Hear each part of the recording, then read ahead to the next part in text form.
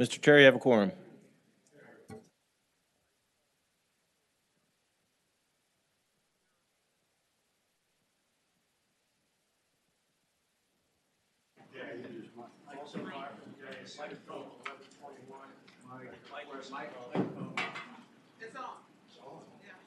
It's not working? There you go. Senator Hackworth's 1121 and Senator Chase's 849. They're by for the day, as is Senate Bill 927 of Senator Favola, also by for the day. That's an insurance bill.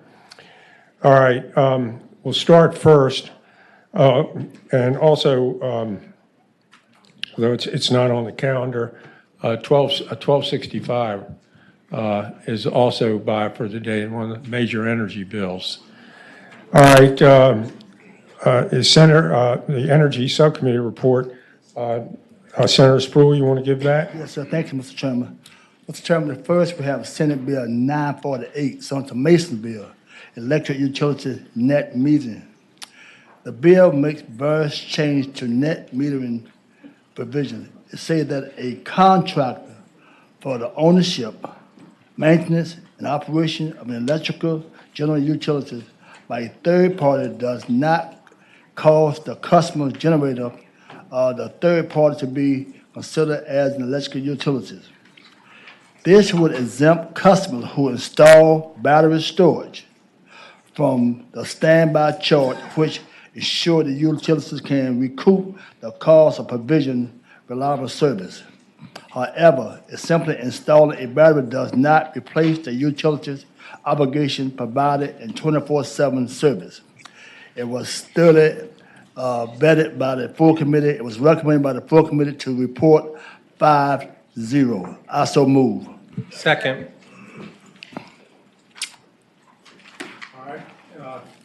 It's been moved and seconded that Senator Mason's Senate Bill 984 be reported. All those in favor, vote aye.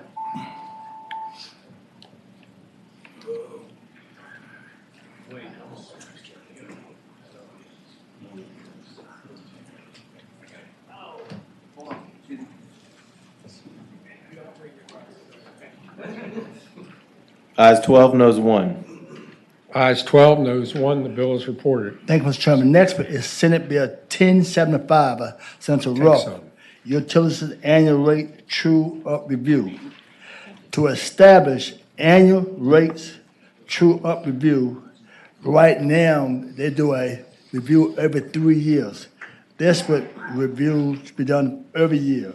The bill outlined requests for the commission in introducing several reviews which will be considerable a reasonable cost. Mr. Chairman, this was recommended to approve, but there will be some amendments by the patrons. Senator Ruff. Thank you, Mr. Chairman. There is a substitute that I would ask you to adopt. A motion and a second to adopt the substitute. All those in favor, say aye. Aye. Mr. Chairman, the underlying bill applies only to Appalachian Power. It gives the State Corporation Commission more review authority and allows for more rate stability for APCO customers. It moves APCO from a triennial rate review to an annual rate review and combines all costs into a single process proceeding where the state corporation can easily compare costs and revenues. During the subcommittee, there was a little bit of pushback, and so APCO worked with the various parties involved and resulted in a more positive bill. The amendments are intended to address the concern expressed with the original bill, which changed how the peer group was determined, how return on equity was calculated, and also limited the discretion of the SEC to decide whether certain costs were deemed reasonable and prudent. In addition to technical changes, the amendments made the following substantive changes: return of the definition of peer group to existing law, return the calculation of return on equity to existing law, strikes the costs deemed in the bill to be reasonable and prudent, and instead makes them more subject to annual SEC review and determination. I think that you will find that this strengthens and helps the whole process. Mr. Chairman, with this, the amendments truly be a substitute to the bill that the committee recommended be reported 5-0 unless there is some opposition to the substitute. If not, we recommend to be approved 5-0.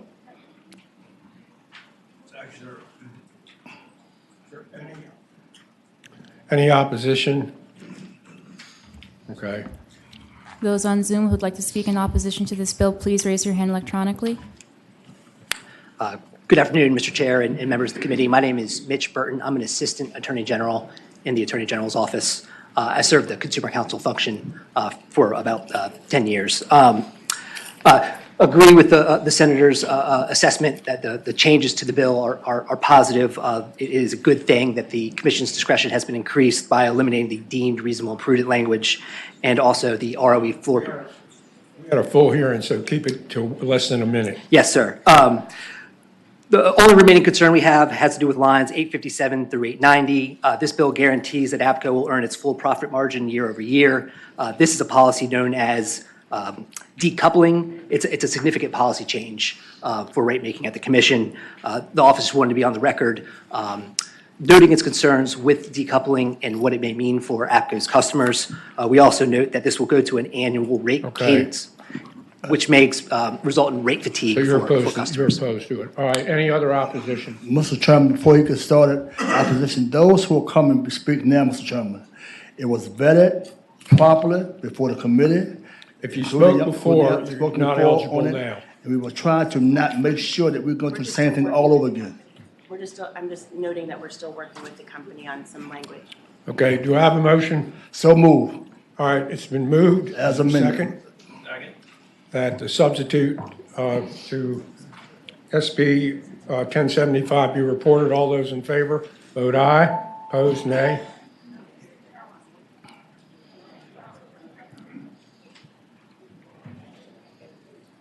Ayes 13, no 0. Thank you. Mr. Chairman, next is Senate Bill 1265 and Senate Bill 1321. Was vetted properly by the committee, but we feel there are some problems at this time. We are not ready to hear those two bills. Okay. And we're hoping that when they work it out, Mr. Chairman, that it will come back to the full committee. They want it to come back to the full committee, if that's okay with you. That's fine. So those two, 1265 and 1321, when they get worked out, it will come back to the full committee.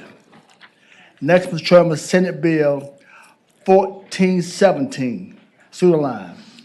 Mr. Chairman, this was vetted by the committee, and Mr. Chairman, we could not get a motion on this bill because most of us thought it was bad, but nobody didn't want to make the motion because they wanted to say no, they would not. So since I'm statewide, I moved to the bill be PBI. Is there a second?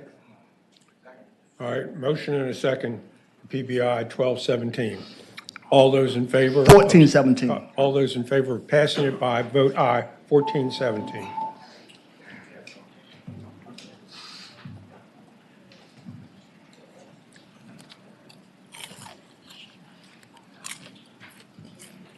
Ayes 10, noes 3.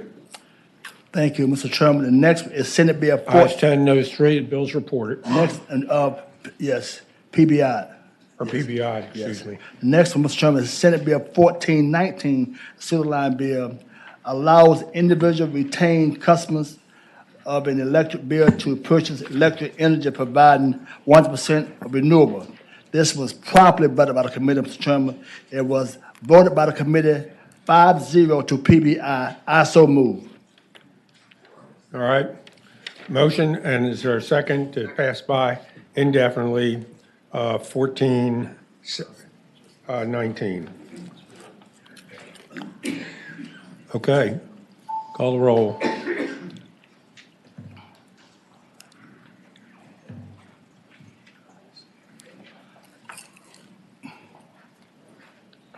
Huh. Okay. Ayes 9, noes 3, 1 abstention. Mr. Chairman, the last one that I have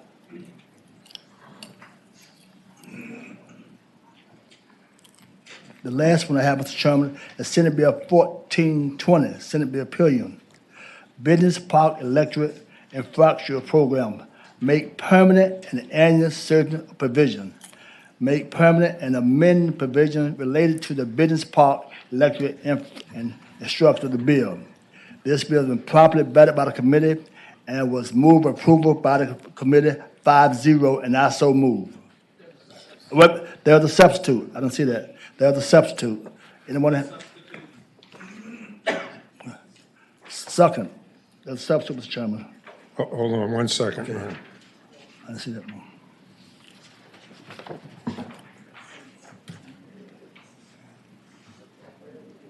You know, 1420. There's a substitute, Mr. Chairman.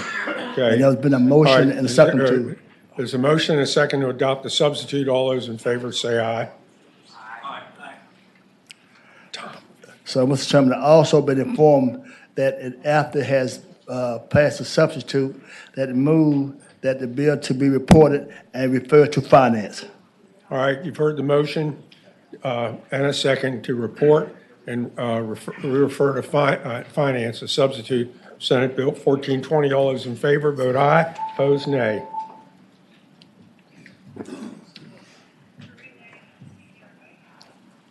Ayes 13, no 0.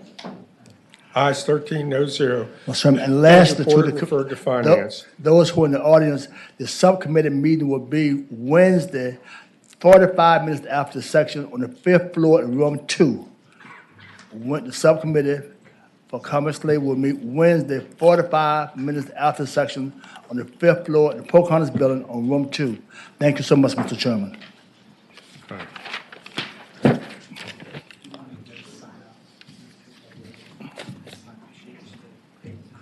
Well,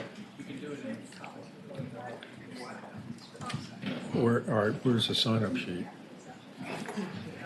You signed up? Have you signed up?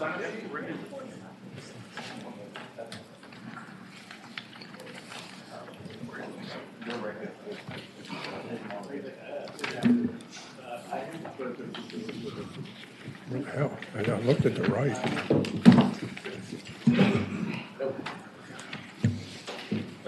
Oh, You're gonna take those. okay. Back up this Huh. week, or they gonna leave them in? All right, You can leave them here. next, They'll be better for you. we will hear from Senator Reeves. We can bring them back to here.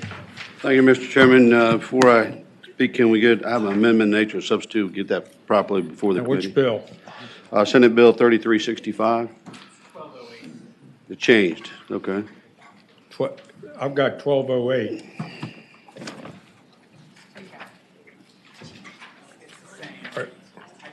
Oh, all right, Mr. Chairman. He typed it wrong. It's 1208.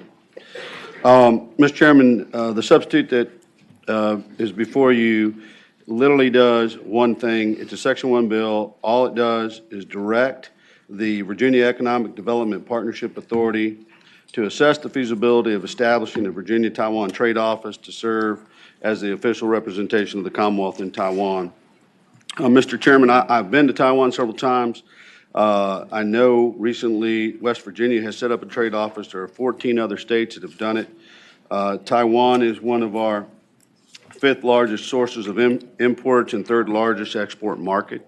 And it doesn't commit us to anything, but just merely strongly suggest that they talk about the feasibility.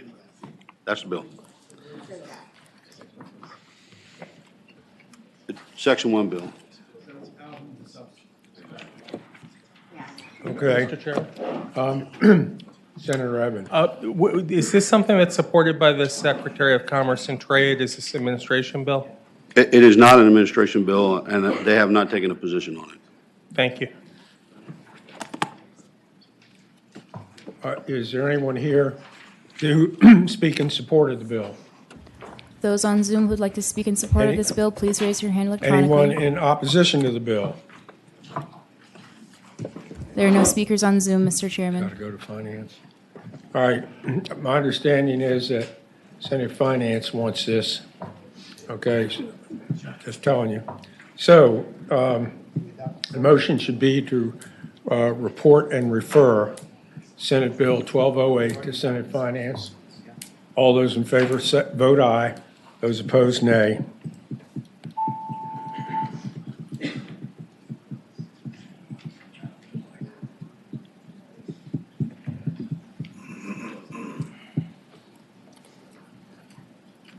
Ayes 12, noes 1.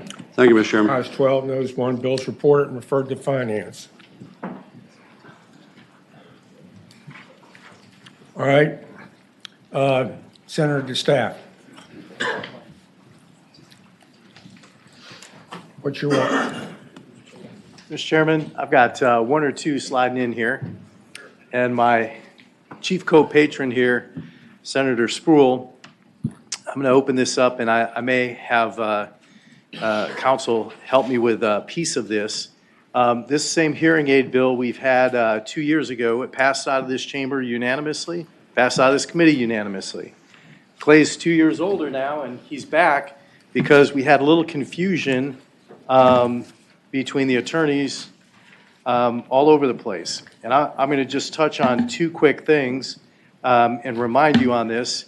And Department of Education, if you give somebody like Clay or my buddy Lionel here, or one of my best friends, John Thurman, when I grew up, if you gave them hearing aids, they didn't need accommodations. If you took the hearing aids away, you couldn't hear or understand what they were saying, and they couldn't hear themselves, so they needed accommodations. So as we determined 2 years ago, it saves quite a bit of money. But the way our finance, the way we account for things, we only look at one side of the balance sheet, not both. So on this issue, real quick, we passed it. We had a budget amendment, passed the House unanimously. We got it over. The governor even signed it into law. Today it's codified. The problem is there was some language in the House budget and the final budget that kind of confused things a little bit. The AG came back and said, in their opinion, it is my view that the provisions of the 2020 statute generally are now in effect, but that the Act's mandate remains inapplicable to qualified health plans. And then I learned all about QHBs, EHBs, and all these other Bs. So what this does, this bill does this year, is it cleans all that up and it puts it back into where we were 2 years ago. And we do have a budget amendment into finance. It's not finished yet because I think they're still trying to figure out exactly what the cost is. We know what the savings are in Department of Education, but we don't quite have the cost down, or at least we did not as of this morning when I last checked. But with that, I'm going to turn it over to my two subject matter experts. Senator Lionel Spruill, you may remember him from 2 years ago. Mr. Chairman and members committee, provide coverage for hearing aids for kids this age and younger and up to 18. And it's very important. I want to share a short story with you that my kids said, Daddy, don't do that. The kids this, some of you can remember saying that Spruill, when he speaks, that he used these B's. And sometimes you can understand me, sometimes you can't. When I was born, Mr. Chairman, back then, with 15 brothers and sisters, we did not have the opportunity to go to a doctor or hospital. So what my savior was Verizon. I did manage to get a job with Verizon, Mr. Chairman. Because of Verizon, I was able to have all these operations. So now, the traditional hearing aid is on the outside of the ear. But you also can remember a couple of years ago when I had problems with hearing, that they put me on this side of the eye because on my right ear I could hear a little bit, on the left side I could not, either moving down front. So what happened now, so why in the world that we can't help these young folks? Now, my statement was this.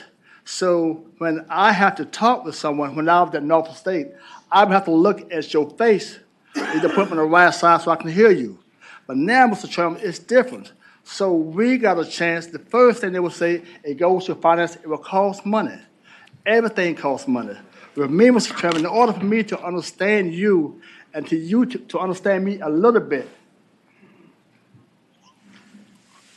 right here. Now, so now it's gone. Okay, that's what you're saying. So with these, Mr. Chairman, this would allow me to hear you a little bit right here because I can't hear without these. And so it's important. So how was I able to afford this? Let me put it back in.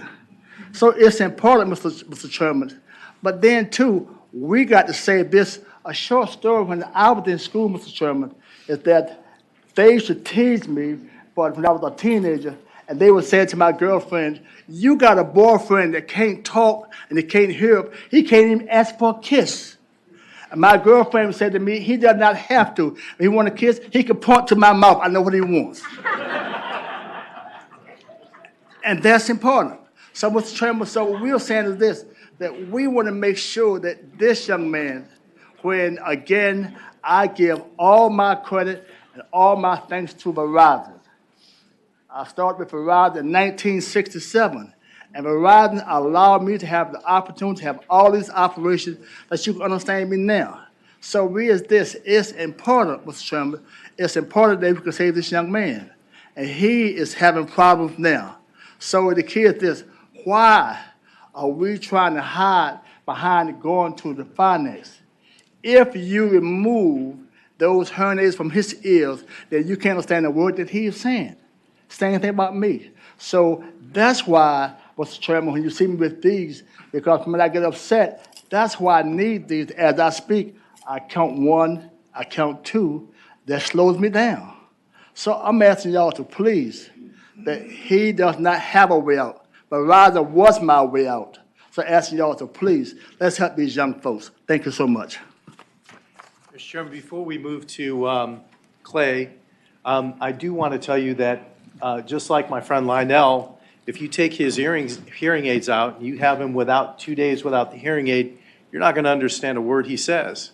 When he puts them back in, you'll understand them. Clay has the same thing. So when they lose them, or they break, or they need new hearing aids, you know when it's required because you can't understand what they're saying again. And when they put them back in, you can. So that's why this bill is so important, as it was 2 years ago when it passed unanimously out of here. So with that, I'm going to turn What it over happened to... after it died in the House? No, sir. It went through the House unanimously. Right. Oh, okay. And then there was some is have to go to confusion. finance. And frankly, we had the Oh. State Corporation Does this Commission, have the to go to Insurance finance? Commission. Huh? We had the AG's office, we had Tom, and we had Mike Tweedy from Finance, all of them in my office to try to figure out exactly what happened in the confusion and then how to fix it. And we literally spent, I don't know, probably an hour plus there. And we've determined that this is the appropriate path forward to have it fixed. Now, on the finance side, I'm sure that they have it done, but it just wasn't online as of this Okay. morning. So I'll get with Mike Tweedy to make sure we get that And side. I'll say something as well. Okay, perfect. Thank you, sir. All right, is there any opposition to the bill? Mr. Chairman. Okay, Clay came all the way from Virginia Beach. Clay, okay. Again, so we do want to make sure we hear him. Yep, you can talk now, my friend. Mr. Chairman, my name is Clayton DePilka, and I wear hearing aids to help me hear in school and to hear the TV. I think hearing aids are important so kids are able to learn in school and for safe travels. Please support SB 1003. Thank you so much, and thank you for coming here.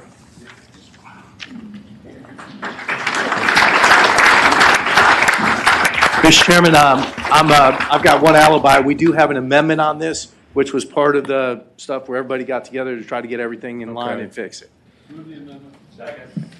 All right, a motion and a second to adopt the amendment. Just briefly, what does the amendment do? Mr. Chairman, Senator DeSteph, on line 22, after 38.2-3419, insert subdivision A1 of 38.2-6506 or any other provision of law. The amendment makes the bill apply to qualified health plans. Okay. Is there a motion and a second to adopt?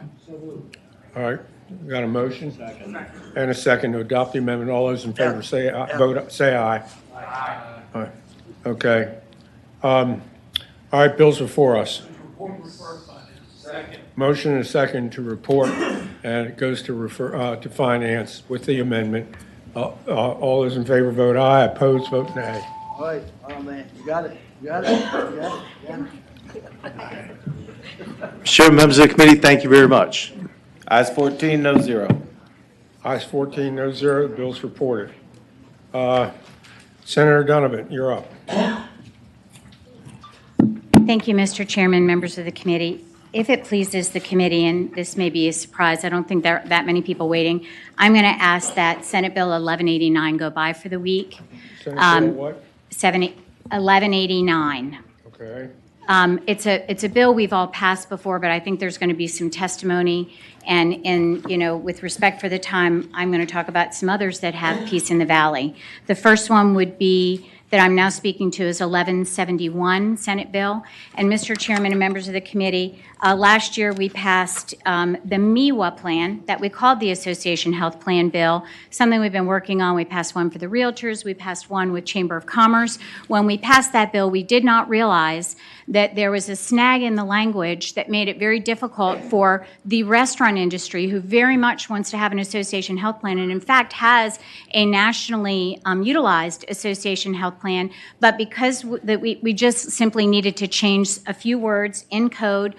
The one thing I would say, Mr. Chairman, is that there is an amendment to this bill. It's in the title, and it basically just changes premium rates on line 5 to base rates. I think there was a little controversy about the bill, but basically the base rates are the same, but the premiums for every member that would participate in this health plan would be the same. There's no differential calculation of premium rates, but the base rate for an employer may change based on who you have covered under the insurance.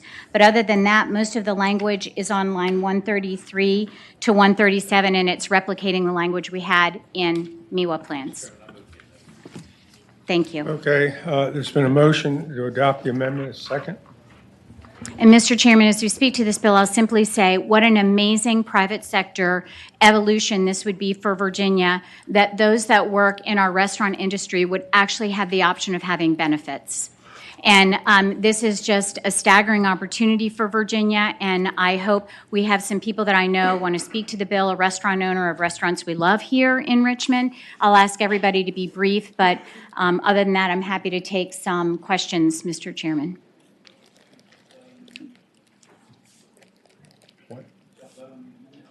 Yeah, there's a motion to the amendment. Is there a second? Motion and a second. All those in favor of adopting the amendment to SB 1171, vote aye, or say aye. Okay. Opposed? All right, so adopted. Senator Mason. Thank you, Mr. Chairman. So we've talked about this a little bit. This gives the restaurant association the chance to set this up. But today, as we passed the bill last year, if you're a restaurant, you're a member of the Chamber of Commerce, you can participate in the Chamber of Commerce's plan once it is set up. Is that correct? Mr. Chairman and Senator Mason, my understanding is that that is not correct, and that they had thought that was correct. They had hoped that was correct, but one of the first people I went to was Chamber. I don't know if they're here today, and they realized as they talked more specifically with the restaurant membership organization that there is an impediment to them doing that, and they have reconciled that the restaurant industry cannot participate in their MEWA plan, and as a result, they are supportive of this plan going forward so that the restaurants can go ahead. One last question, Mr. Chairman. Why? Is somebody from the chamber here, or Is do we this have somebody somebody that from restaurant industry that can explain that? Good, Did you, come right on up and answer questions. Siobhan, did you model this after what we did for the realtors? Yes, sir, the realtors, and it's actually modeled very much after the language for the chamber. Okay. And so it's mimicked that language in another part of the code where we had to place it. Okay. Go right ahead. Sure. Morning, Mr. Chairman, members of the committee. I'm Eric Terry. I'm the president of the Virginia Restaurant, Lodging, and Travel Association. Senator, to answer your question, the National Restaurant Association has established a program with United Healthcare that is offered nationwide. It's in 27 other states, and at one point we did offer it here in Virginia. That had to be taken back, and we didn't offer it anymore, but this would allow us to offer that same plan, which again builds it into a much larger pool within the restaurant industry, which makes the premiums a little bit more advantageous. Is there a reason you can't participate in chamber? No, Go ahead. So to your question on the chamber, you could participate in that. Our issue is the cost to set up a self-insured plan is just astronomical for us. We just don't have the scale, and other associations are in a similar situation if they wanted to offer a plan as well. Mr. Chairman, but I own a restaurant. I joined the Williamsburg Chamber of Commerce, and they set up the plan based on our bill last year, my restaurant can join that plan under the bill last year. Your bill is an attempt to set one up for the restaurants in a fully insured manner versus a self-insured. That's correct. Is that all that true? That's correct. That's Thank you. correct. Thank you, sir. And Mr. Chairman and Senator Mason, I think the idea is the volume purchasing you can have with the restaurant industry, because this is a national, a national association health plan. That power of purchase makes it more economical so that more restaurants can participate. And to that, Hi, my name is Liz Kincaid. I have 4 restaurants here in Richmond, Virginia: Terrence Cafe, Terrence West, Max's on Broad, Barceleta, and RVA Valet Company. As you all know, the cost of everything is going up right now. We've been hit tremendously hard with the pandemic. But what's hit us the hardest is being able to attract good candidates to our industry. People are returning to our business, and we're very, very grateful. And health insurance is something that I would really like to offer. Not only just health insurance, but affordable insurance. Right now, through the Restaurant Association, I'm able to offer telehealth for all my employees. Anyone who wants to sign up, I can afford that. And then I also offer health insurance, through a plan, but it's so unaffordable for them. Even when I pay my government mandated amounts, most people still don't sign up, unfortunately. So in order for our business model to be sustainable and for us to have good candidates, and when people are sick, we want them to go to the doctor. So this is so important for us to have that. So I just wanted to put that out there. And thank you all so much for your time. and Mr. Chairman and Senator Mason, you did hit the nail on the head, being very familiar with it. This is fully insured. And so thank you for pointing that out. Anybody else that wants to speak? Jody Roth on behalf of Virginia Retail Federation, and we also support the bill. Thank you. Mr. Chairman, members of the committee, Ethan Betterton with the Virginia Chamber of Commerce. We are supportive of this bill. Thank you. Okay. All right, is there any opposition to the bill? Those on Zoom who would like to speak to this bill, please raise your hand electronically. There are no speakers, Mr. Chairman. Okay. Bills before us. Mr. Chairman, move the report. Second. A motion and a second to report Senator Donovan's 1171 bill. All those in favor vote aye. Those opposed, nay.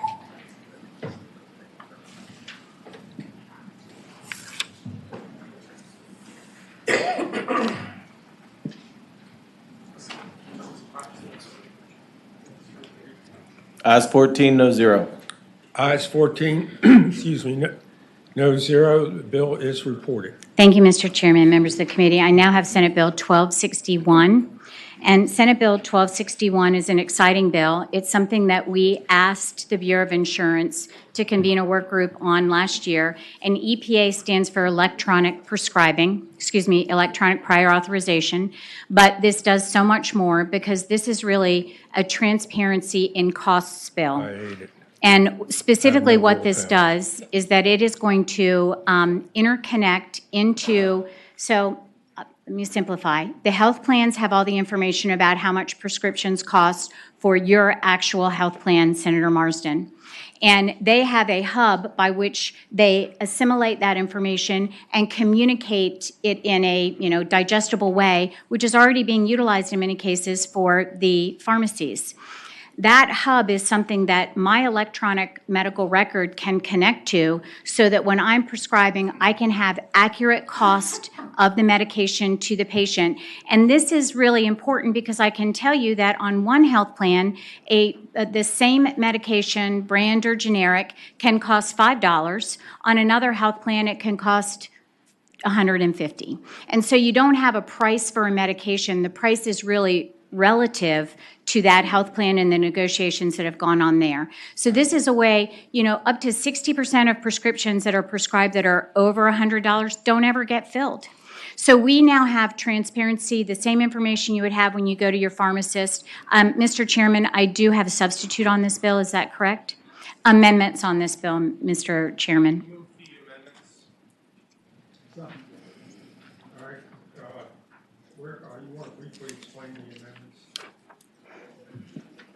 Mr. Chair, it's a series of amendments, two of which add, and the National Council for Prescription Drug Programs real-time benefits standard in addition to the script standard. In two places, we would strike encounter and insert office visit. On line 124, it corrects a typo. And then in the subdivision, the new section on lines 125 through 137 of the bill, it moves the phrase at the point of prescribing from the first sentence to the second sentence. So, Mr. Chairman, they're mostly technical to make the bill more sound. And as we talk about the bill, if you look on lines 81 to 95, that basically talks about what the health plans need to do, making it available. Line 96 to 103 is what the EMRs have to do to make it connected into the electronic medical records. And then the following section is just a little bit more reiteration of that, just to make sure that it's accurate and we're using the right standards, I think is the best way to describe it. The other thing that this bill will aspire to do, it's going to keep the committee together that did this work, because they're going to keep getting the kinks out of this as they go forward. They're going to look at, can we do electronic prior authorization for surgery and procedures?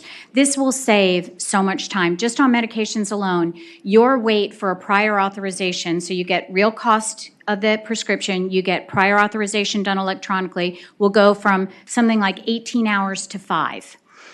That will also save my nurse from spending hours on the phone trying to get something prior authed. So essentially, what you're doing is you're telling the insurance companies to maintain an information bank on all possible prescriptions, and they are to have the information as to what would be the least expensive. Correct. And real-time cost information. Mm-hmm. Exactly. Correct. It would only be in the electronic medical record. I'm already a signed contract, have a contract with the health plan, so it's all HIPAA protected, but absolutely, so that we can counsel our patients on costs. The other thing it will aspire to do is to have the cost of your doctor's visit also be real time, so we know your total out-of-pocket cost. That's something that's coming that they're working on. The work group will also work on surgery, prior authorization, and possibly even coupons, so that when you're looking at the cost of a prescription, can you get a coupon for it? And with that, Mr. Chairman, that's the bill, and I have a few people to speak to it, but I don't think anybody against it. Mr. Chair, members of the committee, Michelle Satterlin on behalf of McKesson. First, we want to say a big thank you to Senator Donovan. I'm with McKesson.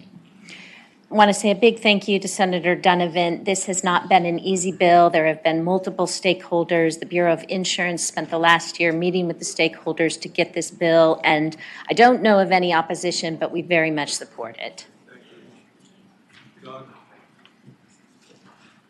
Mr. Chairman, Doug Gray on behalf of the Virginia Association of Health Plans. I want you to understand how much work we've put into this. We passed this bill last year. We met 5 times. We've talked with a number of experts. We've all come together to support this. This is not a one-party effort. It's not just health plans. It's health plans, physicians, hospitals, all of us committing to using technology to improve how we interact with each other to benefit the patient. And that's what the most important part about this is. Oh, and thank you to the Center for all their hard work. Good afternoon, Mr. Chairman. I'm Davis Gammon from the Virginia Hospital and Healthcare Association. We thank the patron for her leadership in this effort, and we support the bill. And MSV supports as well. I don't know if they're here. Any opposition? All right, bills before us. Mr. Chairman, if Doug approves something, I move we approve this bill.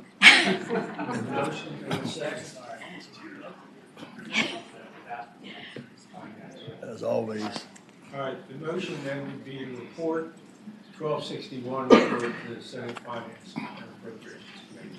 All right, all those in favor of doing just that, vote aye. Those opposed, vote nay. Ayes 14, no zero. Ayes 14, no zero. The bill is reported and referred to Senate Finance. Thank you. Thank you, Mr. Chairman. See you next week. All right. Sarah Bowden, you're up.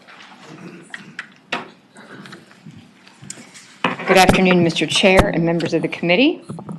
I'm going to just take these bills in order, if that's okay. I have Senate Bill 1363 as the first bill. And right before I got here, I was quickly educated, and I now have a substitute that makes something that was maybe a little bit technically complicated super simple. So this will only take hopefully a minute or two. And I don't know if the committee staff, thank you. There's a motion and a second on the adopt the substitute.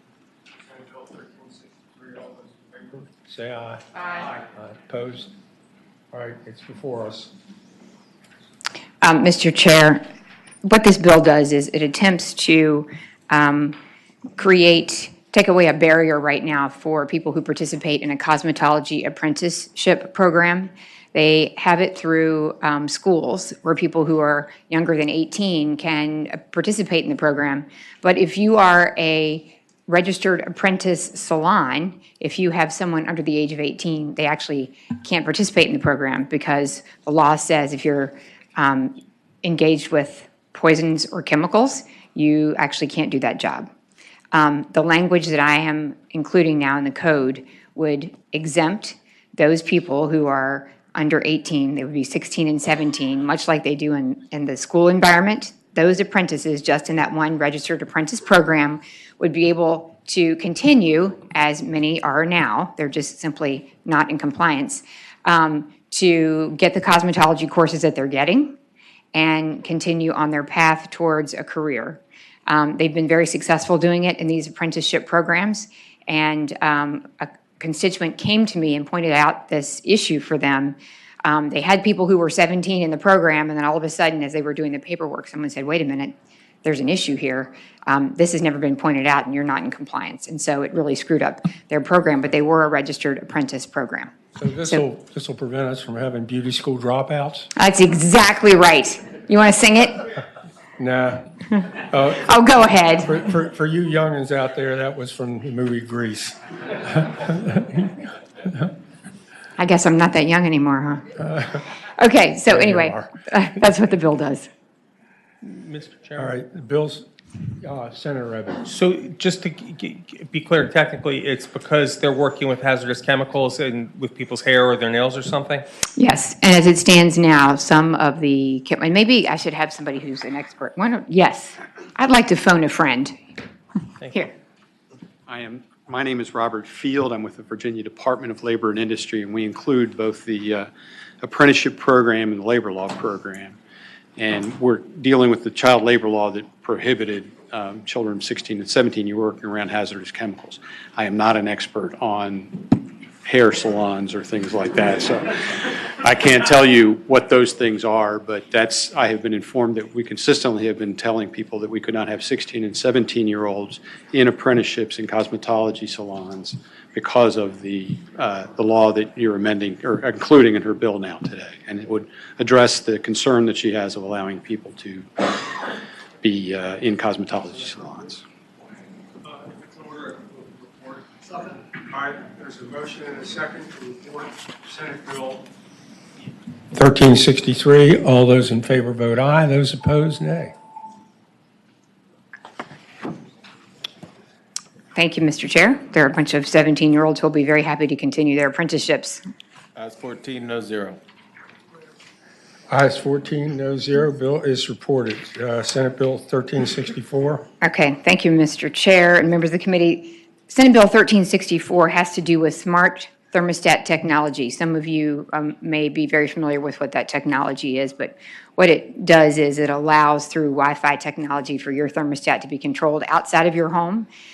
It's now much more common, as you are aware, with increasing heat waves and also increased long stints of extreme cold. We have huge impacts on the grid.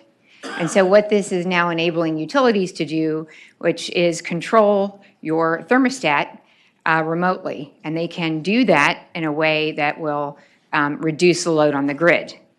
What has arisen as a result of that, and this was a big issue in Texas, and Texas has stepped in to intervene, And I've had constituents reach out to me about this. I was not very educated on this issue, and I am now.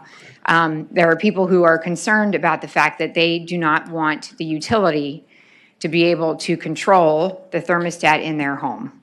So notwithstanding what might be happening to the grid, they would like to be able to control their smart thermostat and not have the utility have that ability to control it without their ability to control it. I know there are experts and there are people here who would like to speak to this. I know this is clearly not without some controversy, but as an advocate for the consumer and for those who are concerned about being able to keep their home the temperature they wish, this is the bill I have before you. So.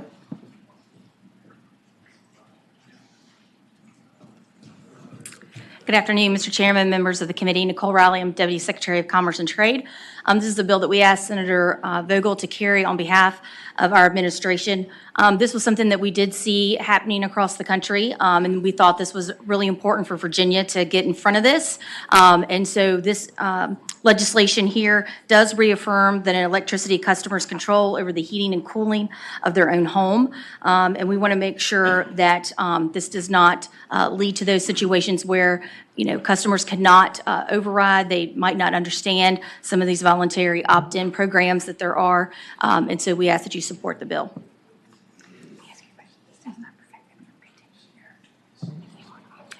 Mr. Chairman? Yeah, they can do that, they just can't. Mr. Chairman? Senator Spruill. Thank you. Mr. Chair, I just want to clarify, this does not prevent people from opting in. They can still have incentives to participate in the program. It just means that they cannot have all of it.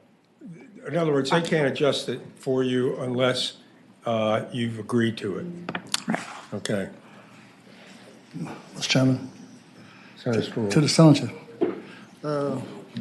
Take you. You're young, and that's what, and you're a nice Gentile. That means you're white. Take me. I can't stand cold weather. At my house, it is 75 in wintertime, and it's 75 in the summertime. I can't stand to be cold. So what happened, a person like me who can't stand cold weather? That's precisely what happened. That was the genesis of this legislation. In Texas, pardon, Mr. Chair. I want to do my own. So I'll explain that.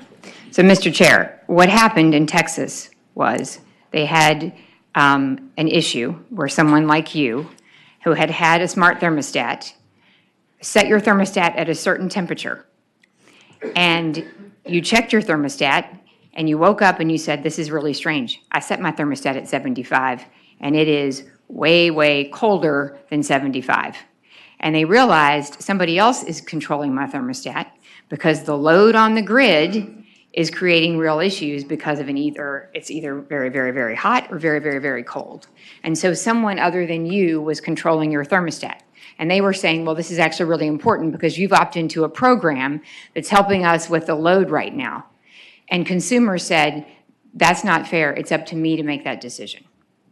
And so that is the whole rationale behind this. And there's been a lot of articles written and a lot of consumers who were quite upset about it because they said there are health concerns for me. If I set my thermostat at a certain temperature, I need to meet that expectation. If I say that you can change it because of a heat wave or for other reasons, then that's okay. But you can't do it without my permission. You can't change my home temperature without my permission. Mr. Chairman, Senator Edwards. Texas had another situation. They couldn't take energy from other states. They're blocked. They said Texas is Texas. We don't care about the rest of the country. And that created all sorts of problems because they couldn't control their own energy within Texas, and they couldn't get energy from other states by their own design.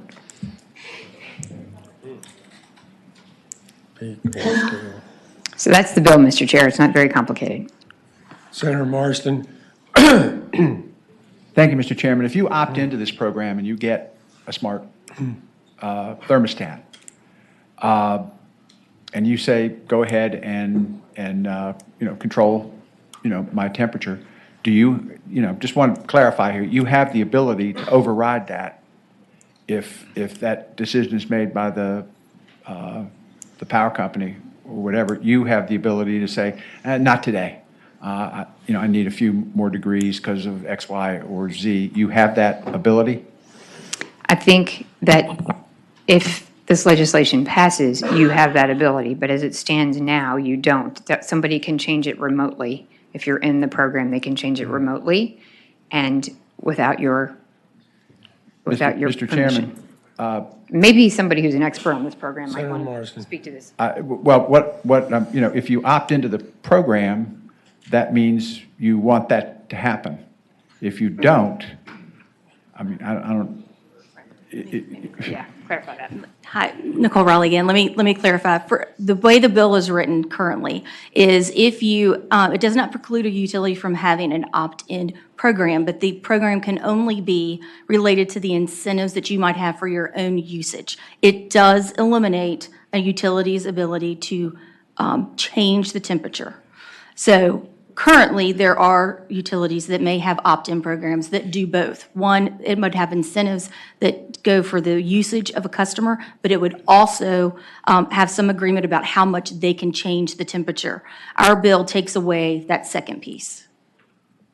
So just to clarify. So just to clarify, Mr. Chairman, when you're talking about the incentives, it's the incentives for your own good behavior through the SMART program, so that when the load is being taxed, there are behaviors that you can engage in, and your smart thermostat is going to help you do that. That's the first piece, and that's the program that you're in. The second part of the program is the program where they can override it, and they can act on your behalf without you having said, yes, I'm setting my thermostat at this temperature, and then my expectation is when I wake up in the morning, my house will be warm. And it's conceivable that using your thermostat remotely, they can change it in order to impact the load, and they can do it in a Would they have broadcast. to install that type of thermostat, or can that operate off of any thermostat, no matter how old your house is and how long it's been there? It has to be a smart thermostat. So, and they install that? I think you can install. I think they could, I think you could. I think you can put one in your own home, and they can put a smart thermostat in your own home. That's fine. Okay. I want a dumb thermostat, not a smart one. Waiting for the, okay. Okay, is there anyone else in favor of the bill?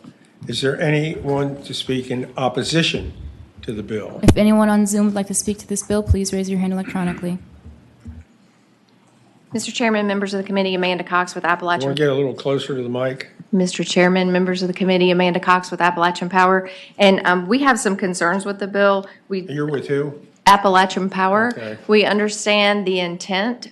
We know that there have been some issues, as the senator mentioned, nationwide, but it's working really well for Appalachian Power. And actually, we do have an opt-in. It's a dedicated website that you have to sign into to be a part of this program, and you can stop any of these events, which we only do in hot weather in Appalachian Power's territory. And if you decide that you do not want to participate, all you have to do is set your thermostat to what's comfortable in your home, and you opt out of that event. Senator Marsden. So that is an override. Yes, you can override that from your home. Yes, sir. And I thought I just heard that you couldn't do that, so you can. Yes, sir, you can. There appears to be a difference of opinions on this. Okay. Mr. Chairman, before Appalachian Power leaves, so are there other things in my home that you can adjust? Not if you don't sign up for them. Like refrigerators or microwaves or other things? No, right now we're running this program, but you do have to opt in, and you can override at this point. Well, if you can override it, and that's what this bill would permit you to do, what do you care? That the bill says that you cannot, that says that we cannot go in and make changes to the smart thermostat, basically, that you cannot opt in this program. It basically makes the SCC energy efficiency program null and void. It's my understanding that that's what this bill does. All right. Okay, next. Good afternoon. My name is Chelsea Harnish. I'm the Executive Director of the Virginia Energy Efficiency Council, and we are here to oppose the bill. This bill, if you go to Dominion's website, so APCO just said that they have an opt-in, and so does Dominion. They have run their AC cycling program for a very long time. And if you go to the website, it actually says that you can opt out, and for their rebate, you can still receive the rebate as long as you've participated in the event for 75% of the time. So again, you can override in the Dominion program as well. This is part of program design, and program design is part of the SCC oversight. I know we've heard a lot, there's been a lot of conversation about SCC oversight this session. If a utility were to change the program design at all, they would need to reapply to the SCC for new program approval. It would be a completely different program. So right now, all of the utilities do have the override feature. Thank you. Next. Mr. Chair, members of the committee, as you know, energy efficiency and demand response are essential to help conserve energy, save consumers. Sorry about that. Kim Jermaine with Advanced Energy United. Save consumers money, keep the grid in balance. I'll let the representatives of the utilities speak for themselves, but as a general rule, utilities do not remotely adjust smart thermostats without customers agreeing and opting into the programs in advance. And as the representatives have said, there are opt-outs within your home. So we oppose this legislation.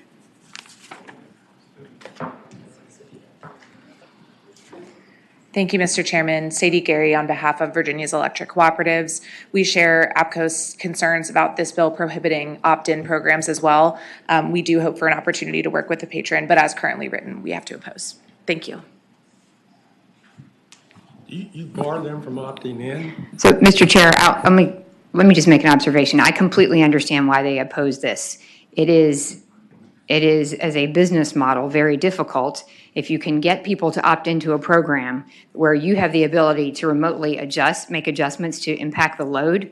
Of course, that makes a lot of sense, and I understand that. But I will just tell you, from the standpoint of the consumer, and if you do a little research and you read about what has happened and how it has impacted consumers and the unfortunate stories they have to tell, they believed that they had an override option, and when they went to change the temperature, they couldn't change the temperature. So I'm not impugning anybody in the Commonwealth of Virginia, but I can tell you they had real issues in Texas. The other thing I think that the members of this committee should understand is most consumers are not as sophisticated as the people who are in this room or the people who are speaking on the subject matter. People sign up for something, and they don't actually know what they've signed up for.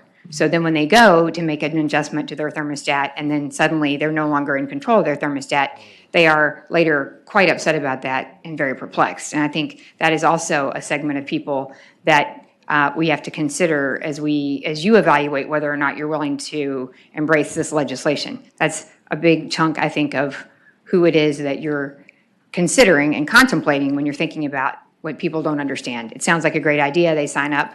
It doesn't mean that you still can't have a smart thermostat, that you still can't opt in and be very judicious and careful about your own consumption and using the smart thermostat for those reasons. It just simply means that you're not going to abdicate all of that to somebody else remotely to change it as they wish. That's all. All right. Any questions here? All right, the bill's before us. Is there a motion? I move to report. All right, there's a motion to report. Is there a second? Second, for Senator Norman. And may I speak to it? Huh? May I speak to it briefly?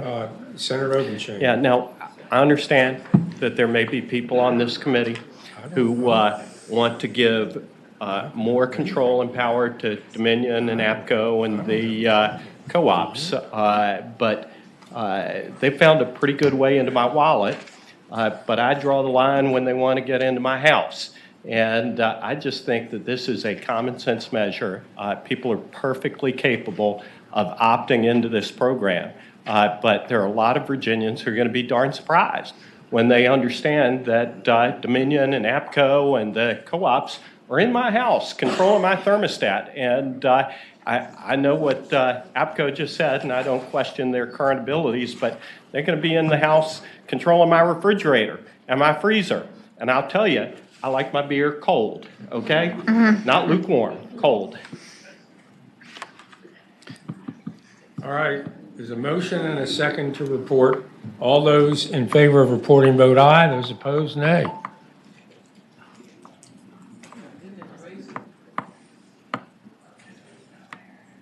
It got pretty bloody really quick, Ayes didn't it? 4, noes 10. Ayes 4, noes 10. Okay, thank you, Mr. Chair. Bill is not reported. Okay, next bill, Senate Bill 1370, which is a pilot underground transmission line amendment to the current code, which contemplates allowing a pilot program for underground transmission, and this would allow us to include a section between the Warrenton and Wheeler substations. This is something that my community, as well as others I know you here around the Commonwealth, are very concerned. It has to do with data centers, and in this case, in my community, new substation and new transmission capacity that's needed. And many of you were around when Delegate Joe May worked on an underground pilot program. This is much like that one, and this just adds one more pilot. And I know that I have at least one person who came from quite a distance from Fauquier County to speak to this. He's on the Board of Supervisors, and there was this Board of Supervisors resolution that was passed urging us to please adopt this pilot project. It goes right through the county seat, and I think that this would be hugely helpful. So if you, there he is. Come on up, Holder.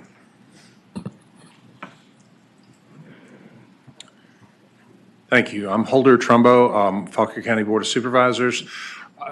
We did pass a resolution unanimously in favor of this, and we appreciate the senator carrying this for us. We certainly are in support of positive and solid economic development, and we understand that and the need for infrastructure to support it. But there is, as always, two sides of these issues, and this is a very impactful potential issue. As soon as it came up, my phone started ringing off the hook, got a lot of emails from folks about it, and they were quite surprised to find that the county did not even enter into the equation as far as decision-making goes. So we need help here on this, just to make sure that we can get it done right, not that we can stop it. Thank you. Mr. Chair, I think you guys are familiar with, there are a number of other bills that deal with specifically data centers. This is not that legislation. This is, but it addresses something that I know the community I represent feels very strongly about, and that is at least letting this section be part of the underground pilot. Mr. Chairman, Surville. Senator Surville. Thank you, Mr. Chairman. I talked to the patron about this, and in general, I think we ought to be undergrounding more of our lines. And there is a project in my district where the community's been strongly advocating for underground lines for about 6 years now. And I talked with Senator Vogel about the possibility of making an amendment to her bill to add the project in my area that I know Senator Barker and Senator Eben are also both familiar with.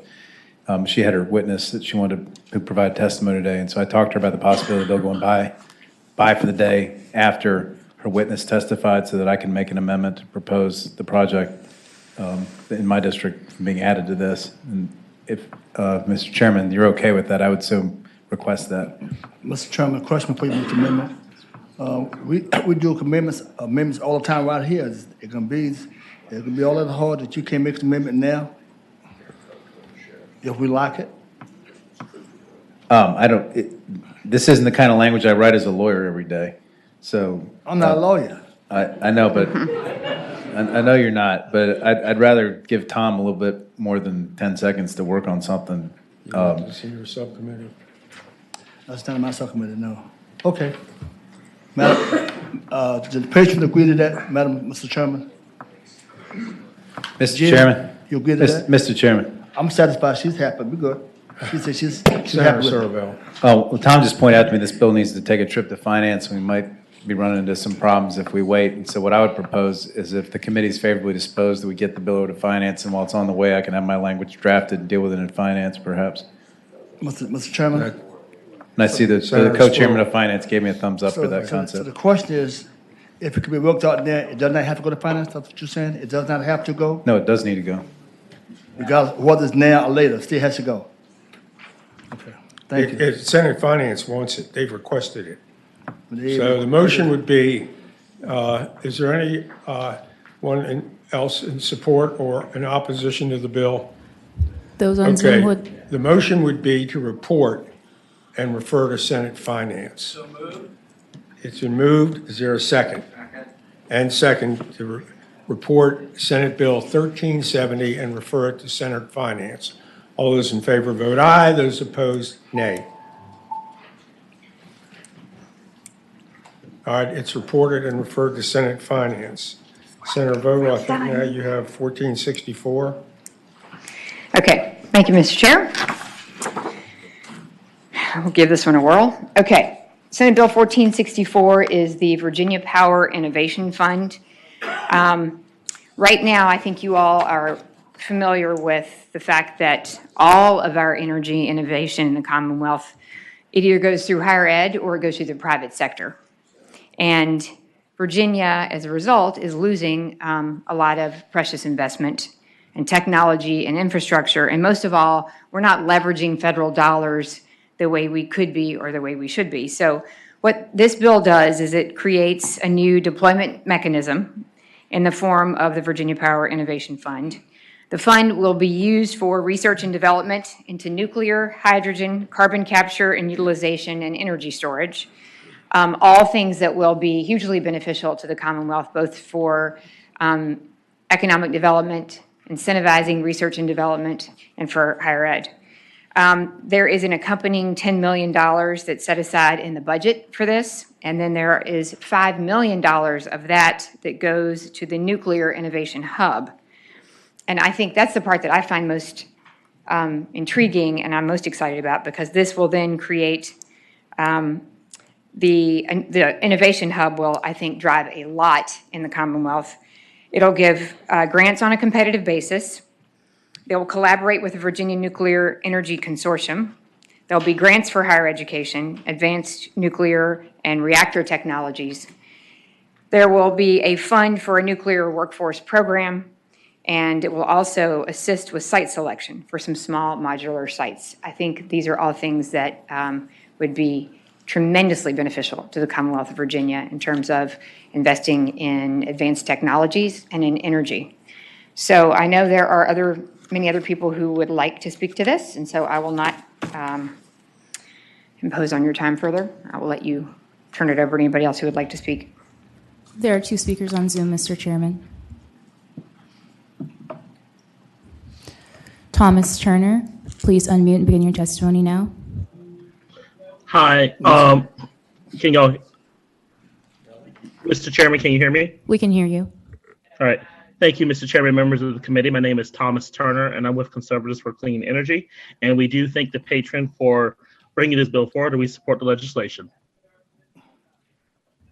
Will Payne, please unmute and begin your testimony now. Thank you, Mr. Chairman. This is Will Payne, Coalfield Strategies of Bristol, but currently in Ireland with VDP. As we presented to the Senate Finance Committee this summer in Abingdon, leading a clean energy project development effort in Southwest Virginia on previously mined properties. And we're doing this through the Energy Delta Lab, a multi-site clean energy testbed operation, developing energy-ready sites, a complement to VDP's and Commonwealth's effort to develop business-ready sites. The Delta Lab portfolio today has projects totaling $2.3 billion in planned capital investment and over 1,027 jobs should we be successful. That includes projects in green hydrogen, pumped storage hydro, utility scale solar, utility scale wind, and geothermal cooling technology for data centers. It's a project we've been working on for 4 years, and recently Senators Warner and Kane delivered an earmark to support that effort. We view the Power Innovation Fund as a critical piece in this work. Plays a key role in advancing Southwest Virginia's clean energy projects. We view this money as a way to create a multiplier effect that will help ensure we bring in federal dollars that are limited to only coal-impacted communities, and more importantly, bring in private capital investment to drive this innovation. Thank you. Mr. Chairman, I know we want to hear everybody, but don't this customary that we hear those who are for the bill first before we go to Zoom? What? Don't we use to hear those who are for the bill? Don't we use to hear them first before we could go to the Yes. Zoom? You did it backwards this time. Are those of you in front supportive of the bill? Oh, okay. We should have All right. heard them first. We'll get to the opposition in a minute. Okay. Are there any other questions first of the patron by the committee members? Okay. First person come up and get close to the microphone and your name and organization. C. Jenkins. I am Deputy Secretary of Commerce and Trade. And as Mr. Payne articulated very well, the Power Innovation Fund will create a matching fund program to better leverage the billions of federal funding opportunities available that support the deployment of innovative energy technology projects such as what the Senator mentioned, nuclear, hydrogen, carbon capture and utilization, energy storage, and more. Virginia is being left behind by other states that are fostering emerging energy resource supply chains. And what this bill does is aim to increase our competitiveness for energy innovation, technology commercialization, and will help grow the clean and renewable energy supply chain into Virginia. And so we ask you to support this important initiative that will foster economic development opportunities in many of these emerging technology industries, and we thank you for your consideration. Mr. Chairman, members of the committee, Ethan Betterton, Virginia Chamber of Commerce. For all the reasons previously listed, we support this bill. Thank you. Thank you, Mr. Chairman. My name is April Wade. I'm the Executive Director for the Virginia Nuclear Energy Consortium. The fund supports the establishment of the Virginia Innovative Nuclear Hub, which will be the pathway to promote innovation and collaboration for workforce and research. Virginia is a leader in the nuclear industry, and with this fund, it will continue that tradition. Thank you. Connor Andrews, University of Virginia. We support the bill. Miles Gordon, Virginia Commonwealth University. We also support the bill. Mr. Chair, members of the committee, Kim Jermaine with Advanced Energy United, and we support the bill. Mr. Chairman, Larry Jackson with Appalachian Power. We believe this bill will help us as we attempt to achieve a zero carbon future. Thank you. Okay. Any opposition? Is there anyone out there opposed to the bill? Mr. Chairman. Second. Senator Serville. Thank you, Mr. Chairman. So, I mean, I don't think anybody disagrees with the idea of trying to innovate on energy production, and certainly a lot of the bills that we've passed over the last, in 2020 and 2021 encouraged a lot of that. It just strikes me that the real question is, in terms of who's going to decide where these energy innovation projects, which ones should be funded? Should it be the governor, or should it be the General Assembly or legislators? The bill we have coming up in a few minutes that I'm carrying, there's also an Energy Innovation Fund connected to that bill, which is controlled by the Commission on Utility Regulation, which we will be making those decisions. And I think that policy choice is going to need to be made by the Finance Committee when my bill gets there, hopefully, and perhaps this one as well. But I would just note that this is really all about money more than anything, probably. But we also need to decide who ought to make the decision. I think it ought to be the legislators and not the governor. And I'm going to put a red light on this one, but I think that's a battle we need to settle before this gets to the floor. Okay, well, the motion, if it's to report, it has to report and go to Senate Finance. They've requested it. All right, bill's before us. Is there a motion? So, second. I'm sorry, I thought he made the motion. Okay, motion and a second to report and refer Senate Bill 1464 to the Senate Finance Committee. All those in favor vote aye, those opposed nay. Ayes 13, noes 1. Ayes 13, noes 1. The bill is reported and referred to the Senate Finance Committee. Thank you, Mr. Chair. Okay.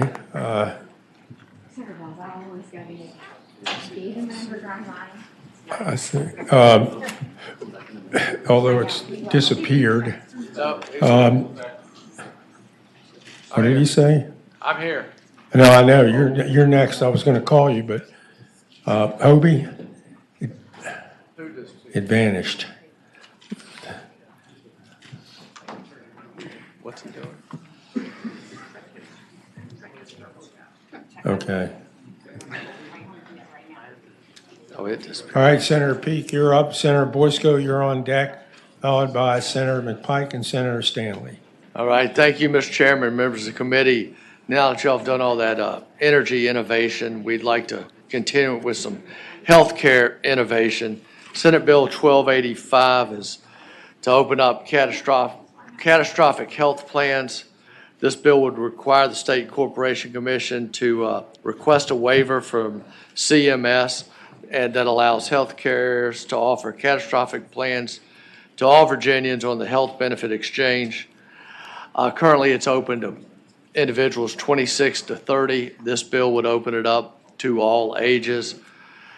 Right now, there are about 500,000, 400,000 uninsured Virginians, 444,000. At the end of 2023, with the uptick in the economy, a lot of people are going to be coming off of Medicaid, and they're not going to be able to afford traditional plans. And we think these catastrophic health plans are lower cost.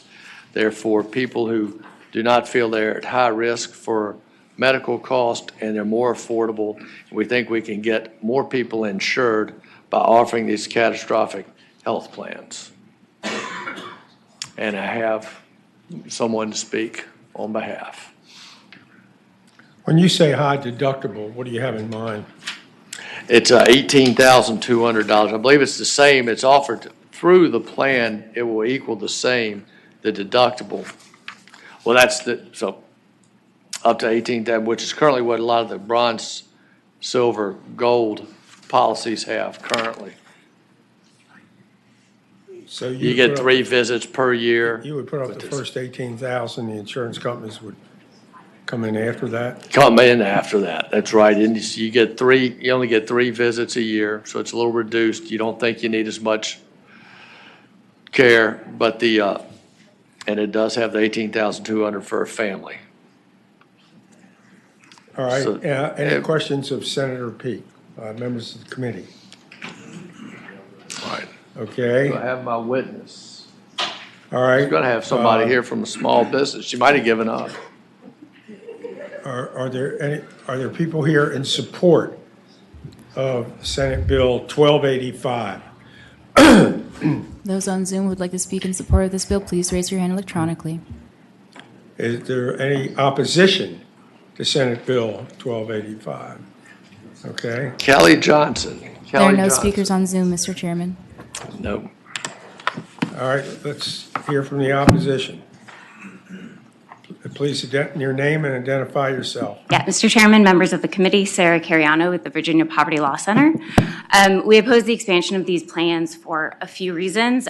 First, to mention the folks who will be coming off Medicaid due to the unwinding, they will very likely, if they don't have employer coverage, be able to get into the marketplace with tax credits and cost sharing reductions, which bring down the deductibles for them. Those are available to everyone under 250% of the federal poverty line. Catastrophic plans, you cannot use the federal tax credits to bring that cost down. And so anyone who's eligible for tax credits would not want to be rolling these plans, and we wouldn't want to encourage them to, because it's not going to be the best option for them. Second, the federal waivers are only approved if you can verify that the plans are going to be as affordable and as adequate as the ones that people can currently get. So there's a pretty good chance we'd have to spend a lot of time and energy developing a waiver that would then not be approved by CMS. And last, since these plans are only available to people under 30, or if you do, there is a way to get a hardship exemption from the federal government to get in it if you're over 30. That's why they're low cost, because they're all just young people in it for the most part. As soon as we open the plans up to everyone and older folks, those premiums are going to go up. And so the intervention is going to kind of counteract itself, and you're going to have more expensive premiums. And so the folks aren't really going to get the benefit that we're trying to get for them, and then the folks in it are going to be paying higher premiums. And Sorry, my last point, the 18,000, the deductibles are the federally set maximum, which are the same as the bronze plan, and it's half that for an individual. So just a little context for that as well. Thank you.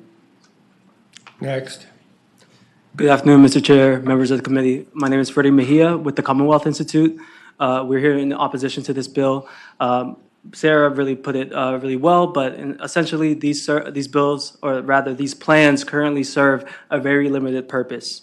And that's where they should stay, limited. When you expand it to everyone, it would cause a lot of medical debt, people who are expecting to have really good coverage on the marketplace, but these catastrophic plans do not offer that. And as Sarah mentioned, folks who are in need of health insurance, who are low income, have really great options right now through the marketplace thanks to the federal tax credits. So I ask you to not pass this bill. Thank you.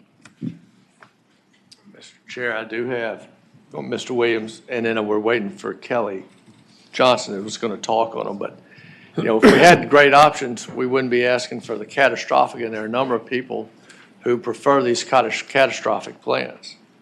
Identify yourself, yes. James Williams, Deputy Secretary of Health and Human Resources, here on behalf of the Governor's Office. I'd just like to kind of address a couple of the points that were raised about, concerns this would raise premiums for other populations. There are a number of studies by the Congressional Budget Office and Milliman, which is a third-party actuary, that estimate that premium increases would be 0 to very modest. And I would just make a general point that the subsidies that were referred to earlier, the premium tax credits and the cost-sharing reductions that are available to low-income consumers on the exchange would shelter people from who are in higher metal plans, bronze through platinum, would shelter them from any potential increases in the premiums. And those premiums are also capped at 8.5% of their income, as it is after Congress acted to extend a number of subsidies on the exchange. Premiums are capped at 25% of their income? 8.5% of their income. 8.5% of the income, yeah. So I guess the point is we still have about 500,000 Virginians who are uninsured. We're not forcing anyone to buy any products. We just think we need to have more options in the marketplace because clearly we do not have the types of options that Virginians want. Otherwise, they'd be buying the plans that are on the exchange. So this is just one way to address that and provide more options and choice and competition in the marketplace so that we can get more Virginians insured. Are there any questions for me? Okay. All right, thank you. Thank you. Bills before us.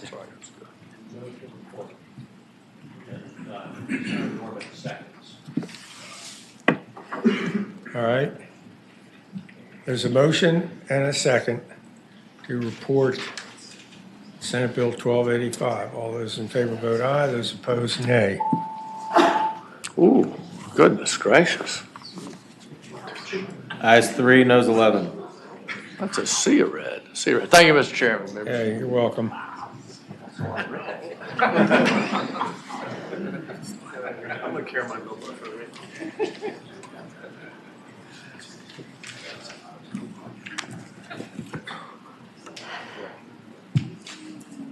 Okay, Senator Boysko.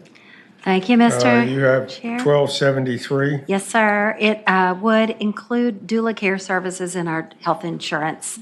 Doulas are people who are involved in the pregnancy and delivery. Correct. They are someone who works Supporters. with the pregnant person through the pregnancy, prenatal, through the birth, and postnatal. And it would require that private insurance plans in Virginia cover doula.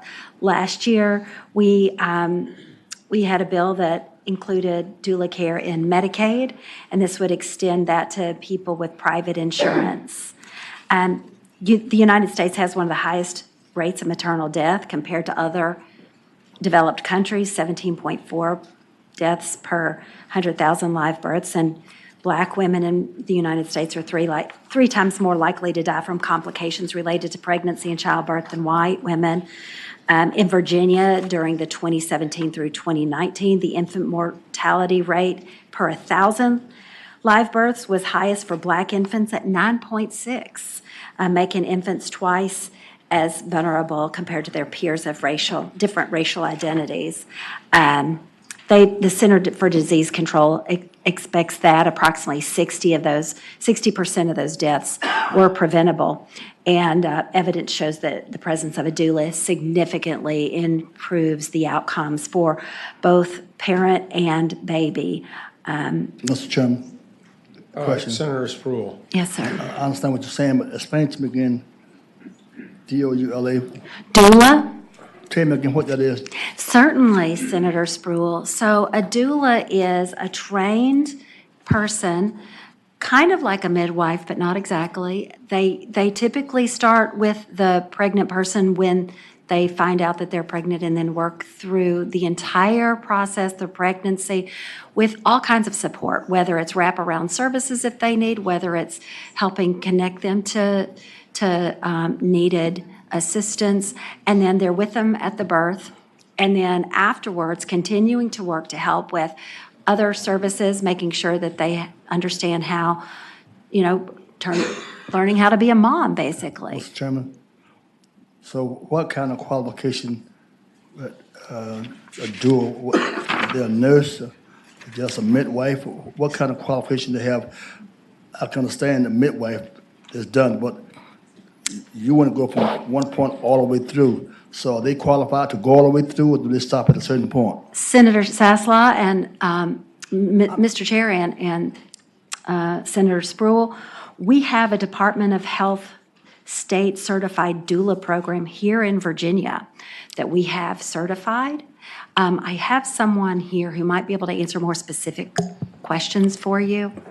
Mr. Chairman, I was just concerned that when you say from point one all the way through, and I was concerned, well, maybe they qualify for this point, but not to go all the way through. Let me just interject that generally, we have a policy here that when you have a new insurance mandate, we send it to the HERC. Yes, sir. And ultimately, that's where this is Yes, sir. go. And that was what I was going to ask for. If you would like to answer Well, sure, we'll hear the questions from them. Hello, everyone. So in the state of Virginia, in 2019, we started with a study bill, and in 2020, it actually passed, and we actually started with Medicaid reimbursement. So in Virginia, doulas are considered state practitioners, and so they do cover from before, during, and after pregnancy, which kind of helps with the maternal mortality rates and outcomes as well. The doula is the only constant factor when it comes to childbirth. Thank you so much, ma'am.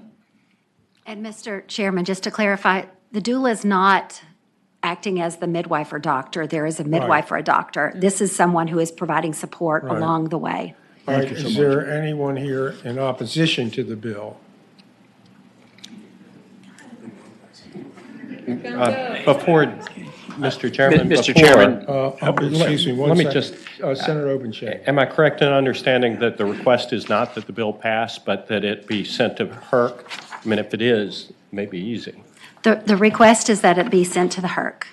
All right, well, let's hear Doug. Mr. Chairman, Doug Gray, on behalf of the Virginia Association of Health Plans. I was just about to say, I was looking forward to working with the patron and the advocates. Senator Boysko.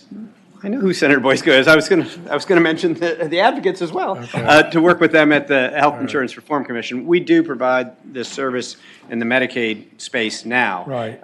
One of the challenges is a certification may be enough in the Medicaid space, but licensure is typically required in the commercial space. So and that's one of the things we'll talk about. All right, so the motion would be, I guess, for Tom, would it be for a letter from me or request from you? How are we working that? PVI with a letter? Yes, sir. Letter comes from the clerk. Mr. Chairman, I move. Yeah, okay. Mr. Chairman, so I move to be PBI to be a letter from, to the clerk, to her. To her, requesting a study. I'm requesting a study. Okay. All right, you've heard the motion, and there's a second. The bill be PBI'd, but with a request that the clerk would send a letter requesting a study by the Health Insurance Reform Commission.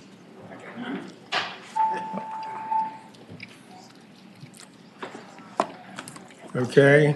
Thank you, Mr. Chair. Ayes 14, no zero. Thank you. Ayes 14, no zero. There'll be a formal request made by the clerk to her to study this. All right, Senator McPike, you're up, and Senator Stanley, you're on deck. Thank you, Mr. Chairman, members of the committee. Senate Bill 1145 is dealing with the Underground Utility Damage Prevention Act. The Commission, State Corporation Commission asked that I carry this bill after the committee of stakeholders, excavators, contractors, gas utility operators, and professional locators, and SEC staff held meetings throughout 2022 to improve the language of the act. And I'll go through briefly, Mr. Chairman, the number of different changes that impacts to this code section. It updates the Virginia 811 positive response system to inform excavators of marking status of each planned excavation. It closes a loophole that allow excavations without reviewing the marking status of underground utilities. There is no immediate enforcement mechanism when an excavator is advised by a State Corporation Commission inspector that they are in violation of the act and they continue to dig. It can result in injury and property damage and potential loss of life. So the bill allows for law enforcement to investigate the possible crime associated with that, and that is a change. Is where you have a notification, basically a stop work, and someone continues the work. That's where you see an increased penalty and violation allowable under this code section. It increases the potential penalties that the Commission can impose in certain instances and permits excavators to schedule up to 12 days in advance. Right now it's 45 hours, so they get a lot more time and ramp up to notify and better coordinate between professional locators, excavators, and utility operators, and codifies widely used industry concepts and terms. And Mr. Chairman, just to note that homeowners digging on their own properties, they're still exempt. That has not changed. And we do have we do have a small line amendment. Substitute. Okay. Move the substitute. All right, there's a motion and a second to adopt the substitute to Senate Bill 1145. All those in favor say aye. Aye. Opposed? All right. Substitutes before us. Thank you, Mr. Chairman. I know there's a couple of folks who worked on the stakeholder work group over the last year to come to this compromise legislation that would like to say a few words as well.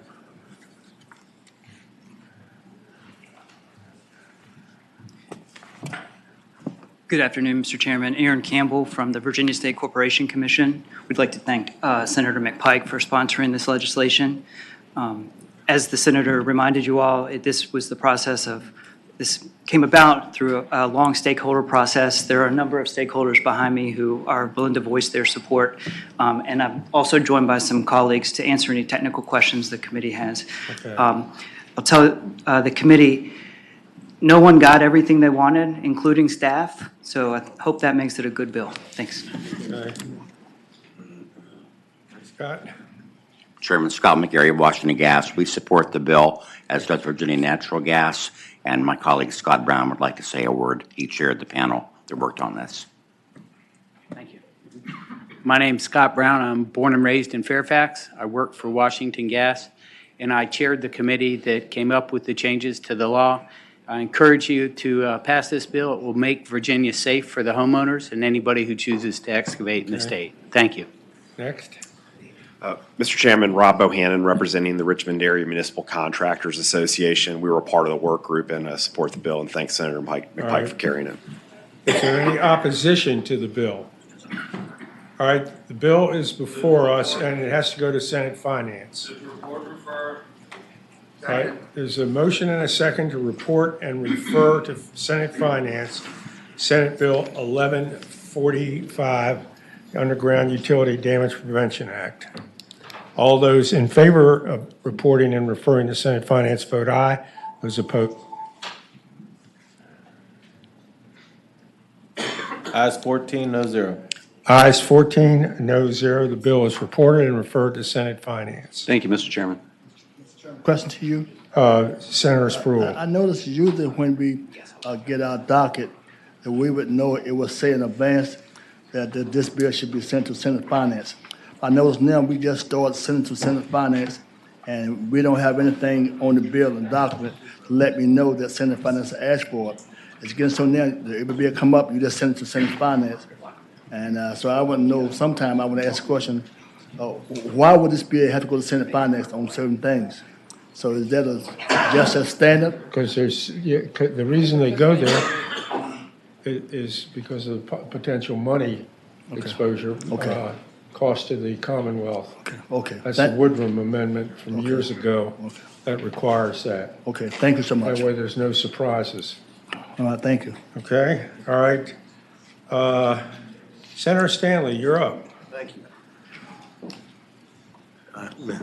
Good afternoon, Mr. Chairman, members of the committee. I haven't spent this much time in Commerce and Labor since I was on it. So hopefully, I've got two bills, Mr. Chairman, whichever one you'd like. One will probably have more discussion than the other. One was a bill that this committee took up last week and then continued over for a week to see if we could make it a little better. It involved the Are you talking about 1029? Yes, 1120. That's the one I think that can be 1120. dispatched with more quickly, leaving that. And there is an amendment, line amendment. Oh, I see it, under other bills. Yeah. Mr. Chairman, Senator Stanley, the senator is proposing a line amendment on line 22. Strike all of that line through and on line 23. So it would read, the commissioner shall have the authority to issue subpoenas to compel the attendance.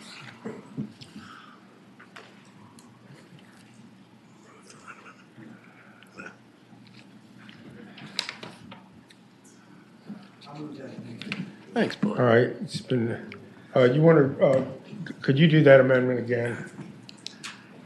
Mr. Chairman, on line 22 and 23 of the bill, strike all of line 22 through and on line 23, removing language about authorizing any representative or member of the commission to have the power to administer oaths, et cetera.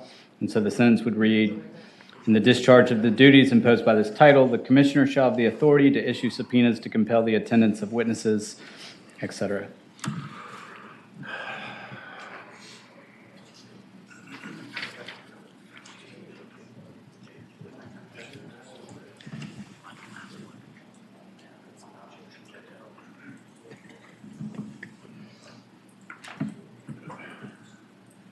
All right. Basically, from This is where somebody got a claim that, or got a decision they didn't like from the Virginia Unemployment Commission, and they're appealing it? No, Mr. Chairman, members of the committee, this is actually to attack and go after monies. We lost over $1 billion of the Yes, trust fund okay. for All right. identity theft, over $101 million for those that fraudulently applied for benefits but used their own names. And we really don't have the Commonwealth's attorneys or the Attorney General's office kind of in sync to work on something like this. So what this does is basically empowers the commissioner. Before, it was having the commissioner could anoint anybody, giving them subpoena power. This limits it down. I think Senator Obenshain and Senator Newman had some questions about it. So this merely allows the commissioner to issue subpoenas to go after those records, because right now we know $1 billion has been taken illegally through identity theft. We just don't know where it is, but we think we know. How do we get that subpoena power to go find that money and try to recover all that taxpayer money that's been fraudulently taken through fraud and abuse? So that's the bill, and that's the amendment to try to make it better, because there were some questions before. Right. Mr. Chairman. I know my friend Senator Servo. Senator Sproul. Excuse me, Servo. Thanks. Not that tan. So, Mr. Chairman, it wasn't just Newman and Obenshain that had issues. I was whispering to Obenshain during all that last week, and so attorneys were just given the power to issue subpoenas without having to go through a clerk of court, maybe like 10 years ago by the legislature. Lawyers just got that authority, and this gives it to people who don't have a license to practice law and couldn't even be sanctioned for abusing their authority. I mean, so like if you get, just say for example, somebody issues a subpoena and you're in your business, you get the subpoena and you're like, wait a minute, this is way too broad, it goes way too far back, it's asked for way too much. Who do you go to? There's no judge to go to. There's nobody to go there and arbit whether or not it's a fair subpoena or too broad, too whatever. It's just we're giving this government agent without even having an attorney sign it, the power to subpoena all kinds of stuff, where do you go if you're not happy with what they've asked for? Mr. Chairman, I'd answer the gentleman by saying at least we should have a trust and knowledge that when a governor sets the appointment down for the commissioner for the VEC, we review that person, we vet that person, we approve that person. So I would think that partially we've given them the trust in the powers that they wield of government. And so I don't think we're going to have some rogue VEC commissioner throwing subpoenas around, as Senator Serville may state. But quite frankly, there is no other vehicle right now to try to recover taxpayer money. I am a lawyer just like him. I understand that we try not to have people tread on our industry. But in this instance, we're talking about $1 billion of taxpayer money. I understand. And we've got to do something because we're not doing anything else, and we can't do anything else. The Commonwealth's attorney doesn't have, in each county and location, doesn't have the time, manpower, resources. We're not, the Attorney General's office doesn't have it. Let's give it here. We can come back and change this in a couple of years or put a 2-year sunset on it. Senator But we've got to get that stuff I covered. wasn't done yet, but, all right, yeah. Senator Morrison. Thank you. Senator Stanley, do you anticipate that these individuals would be trained, much like non-lawyer juvenile probation officers who do intake, can issue detention orders and things like that, but they have to be trained. Is there going to be a program that will train these folks into what's appropriate to do and what's not? Mr. Chairman, I answer the gentleman by saying one would hope. Remember, every agency like the VEC has an Attorney General assigned to it. One would think that the legal counsel would make sure that there's a one-tier level of review about what they're doing to try to stop any overbroad assertions of subpoenas or service of subpoenas on companies, as Senator Serville imagines. But quite frankly, I think we're talking about responsible people who are appointed as commissioners by Democrat or Republican governors, and I think they would get all the necessary training needed in order to hone in on what they need and where they need it and from whom they need it in order to fight this waste, fraud, and abuse. Senator Spruill. Mr. Chairman, let's suppose you go after. Time out, chill, time out. Let's suppose you go after a person and that person got a lawyer and going to court. That person that you want to authorize to go after me, and that person is not a lawyer. Not a lawyer, yes, sir. Not a lawyer, but I'm saying, no way. So I'm going to get me a lawyer and I'm going to court.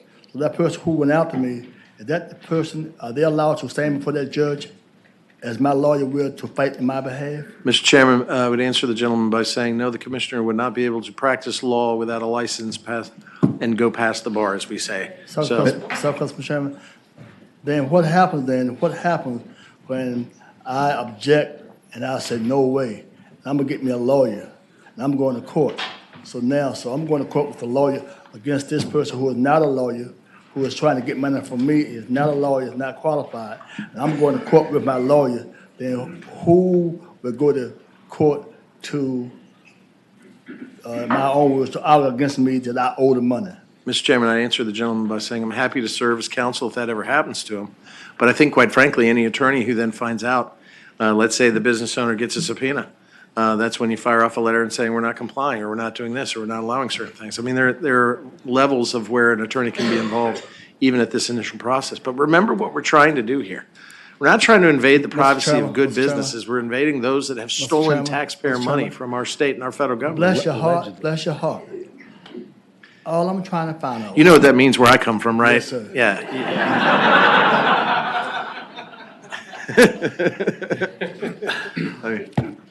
Now, I'm willing to point at your lips right now if that helps this bill along. So.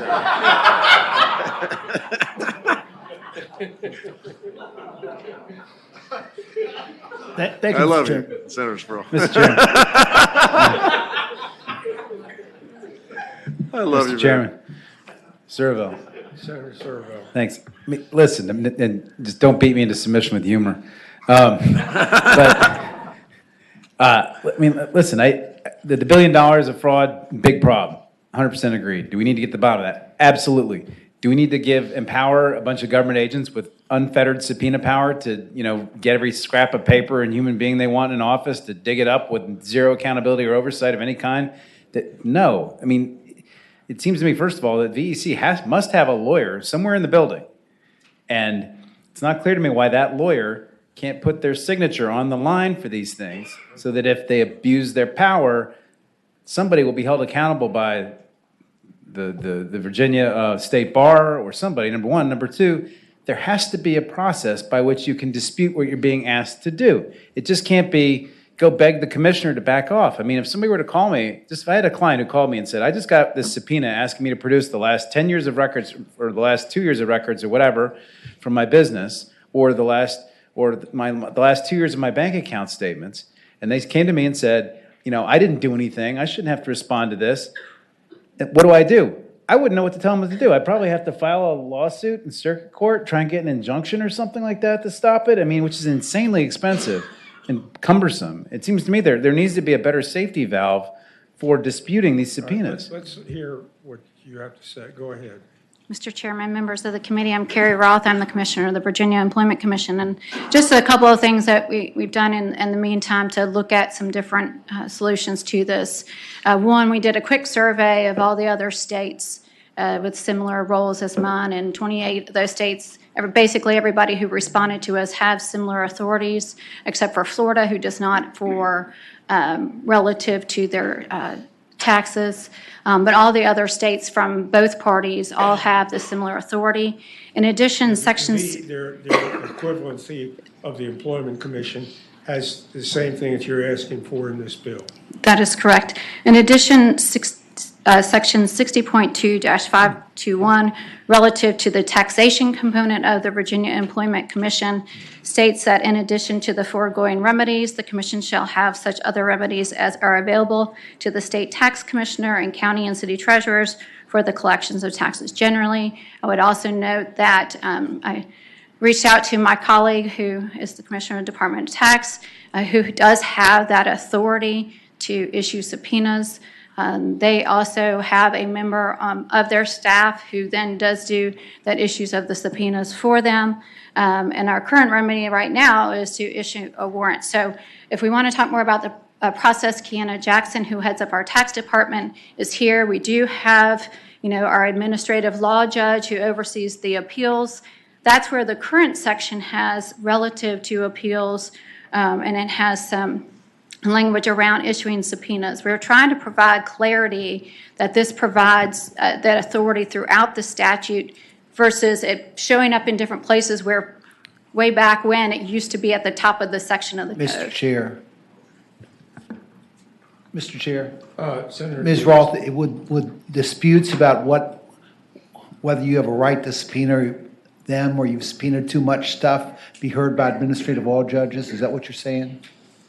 Kiana, can you talk about the current process? Sure. Kiana Jackson, Chief of Tax for the Virginia Employment Commission. So the current process that we normally have is if we, on the tax side, if we subpoena an employer for their records because they have not produced their tax reports, then once they produce those, we handle it. If they don't produce, then we go to further collection action. Your question as far as... Mr. Chair, yeah, I'm asking if they object. If they object, what happens? So if they object to it, then they can appeal the process. And we use the Attorney General's office to stand for us in those. Mr. Chair, their objection then lies to an administrative law judge? Yes, in the appeals process, yes. Okay, Mr. Chair, are the administrative law judges lawyers? Yes. Mm-hmm. Senator Marsden. Thank you, Mr. Chair. Isn't there a reasonable expectation, and maybe this question is for Senator Stanley, isn't there a reasonable expectation if you're asking for benefits and what have you, that we sort of have the right to ask questions, get documentation, do whatever if we suspect that something's wrong? It seems to me that this is kind of a no-brainer. Mr. Chairman, I answer the gentleman in the affirmative. I think, quite frankly, if you're subjecting yourself to seek benefits, seek taxpayer money, compensation from the state, and you engage in fraudulent activity or identity theft. Allegedly. Allegedly, Senator Serville, you're correct. But, these are bad times, bad people. And so you're subjecting yourself, I think, to the authority, at least a little bit of that commission, because you're asking that very commission for the money that you're stealing from it. They're not going to anybody. They're going after the people who they're pretty sure have stolen something. Yeah. Okay? All right. Is there any other opposition to the bill from the audience? Okay, the bill's before us, and is that, no, that's not requested by finance. All right, there's a motion. Is there a second? And a second to report. I thought we did. Okay, great, thank you. Did we adopt the amendment, Hobie? Yes. Okay. A motion to report Senate Bill 1120. All those in favor vote aye. Those opposed, nay.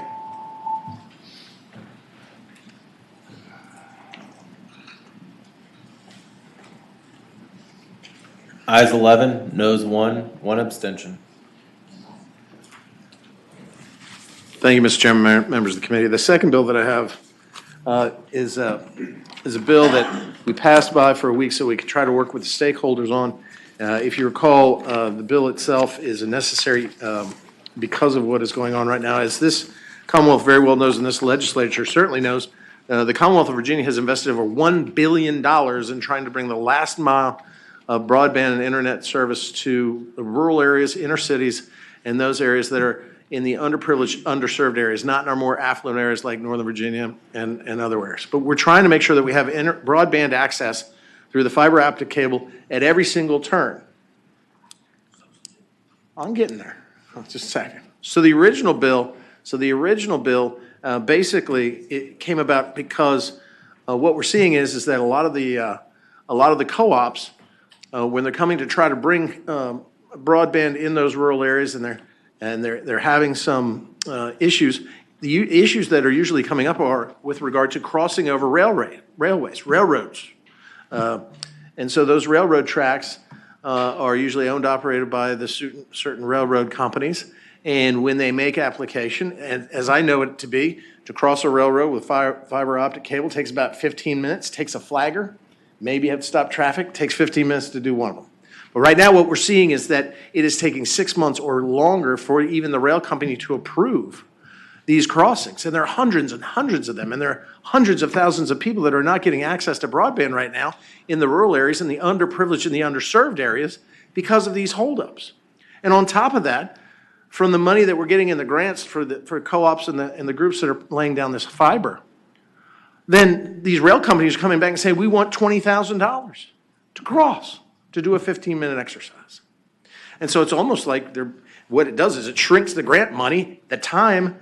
That grant money has a 3-year period to it. It's going to go away, and it becomes more expensive, more time-consuming, and ultimately what happens is that those people that need to be brought into the 21st century information network of technology to help our children with education and making sure that they're growing into what would be the tech talent pipeline, especially in our rural areas, or to attract businesses that one of the first questions they ask is, how's your broadband? And we have to say, well, we'd have it, but we can't get across the railroad, the railroad line. So this has created a problem. So this is what the bill started to do. And then we've made modifications, and I'll talk about the substitute in just one second. Puts a 30-day window from application to putting in the fiber optic cable across the railroad tracks. It creates a fee structure. It creates an insurance structure. It creates a partnership. If there's any dispute about either the value or how much it costs, then there's bringing of the SEC. The commission can get involved and try to resolve these disputes so we can get this fiber optic cable where it's really needed most. Now, I'll tell you, ladies and gentlemen, I live on the other side of the tracks, if you didn't know that. I don't have broadband because of these issues. It's not right. There are children out there that aren't getting access to information that children in Northern Virginia take for granted.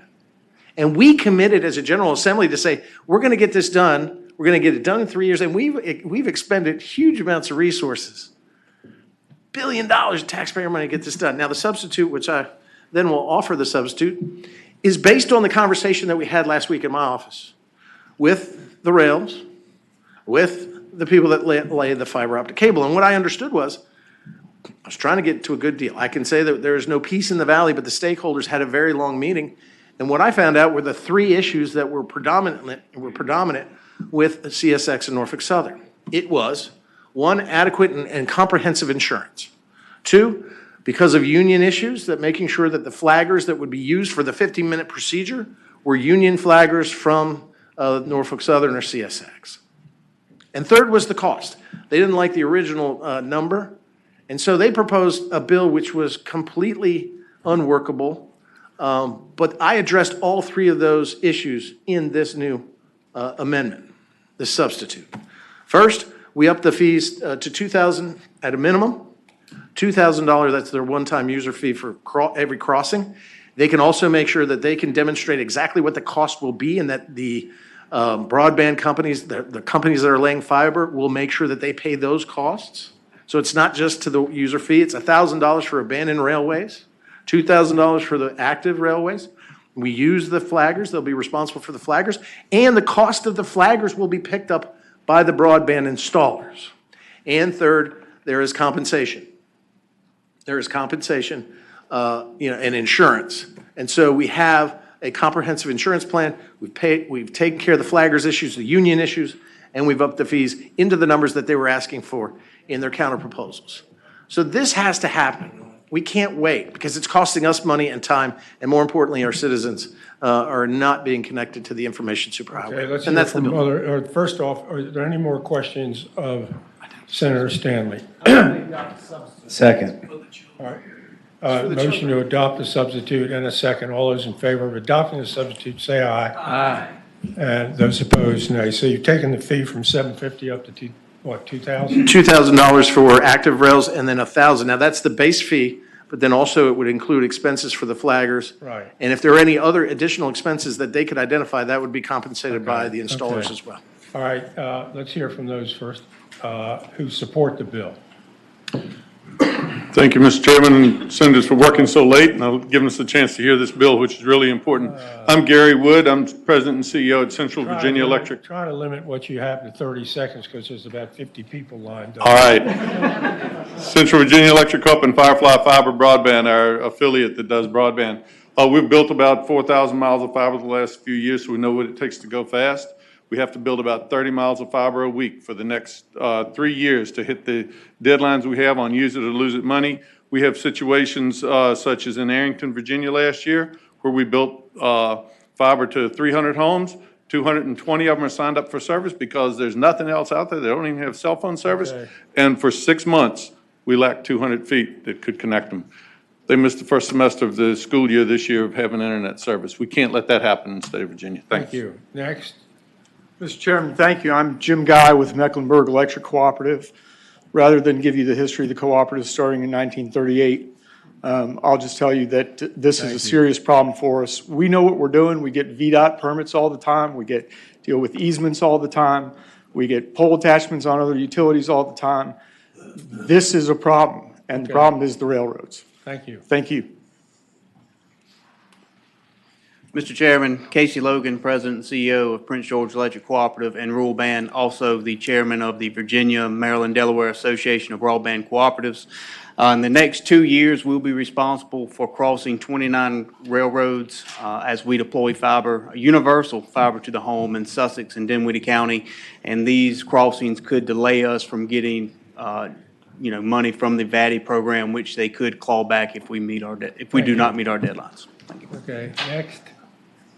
Mr. Chairman, I've been deputized by Americans for Prosperity to tell you that AFP is in support of this bill. Okay, thank you.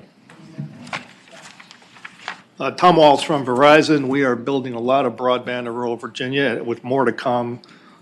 This broadband money is here and more is coming. The Commonwealth has adjusted to that. Broadband providers have adjusted to that. I think the railroads need to adjust to that. So sometimes when we try to cross-track, it takes too long and costs too much. You have before you a way to solve that problem. Okay. Thanks. Thank you so much. Ray? Mr. Chairman, Ray Lemura with the VCTA, the Broadband Association of Virginia, and we support the substitute. Thank you. Bill? Mr. Chairman, Bill Murray with Dominion Energy. We often work with electric co-ops on our mid-mile broadband program, and for that reason, we support the bill.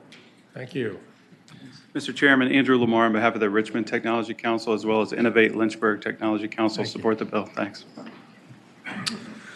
Mr. Chairman, members of the committee, Randy Pearson on behalf of the Roanoke Blacksburg Technology Council. We also support the bill. Thank you. Good evening, Mr. Chairman. Jeremy Bennett with the Virginia Association of Counties, VACO. We also support the bill. Okay. Mr. Chair, Kyle Rosner with All Points Broadband, and we support the bill. Mr. Chairman, Brad Copenhaver representing the Virginia Agribusiness Council, and we also support the bill. Mr. Chairman, members of the committee, Zach Jacobs with the Virginia Farm Bureau. We are also in support of this bill. Thank you. All right, let's hear from the opposition. Mr. Chairman, Rob Bohannon here representing the Virginia Railroad Association, includes Virginia's 2 Class 1 railroads and 9 short line railroads. Short line railroads, we've rarely heard any issues on this issue, but per the bill now, they are dragged into this bill when it would be have to be compliant. One issue, I talked to one of the short lines who said when these come up, we're a small railroad, I refer them out. They said, my guy charges me about $4,000 to do these.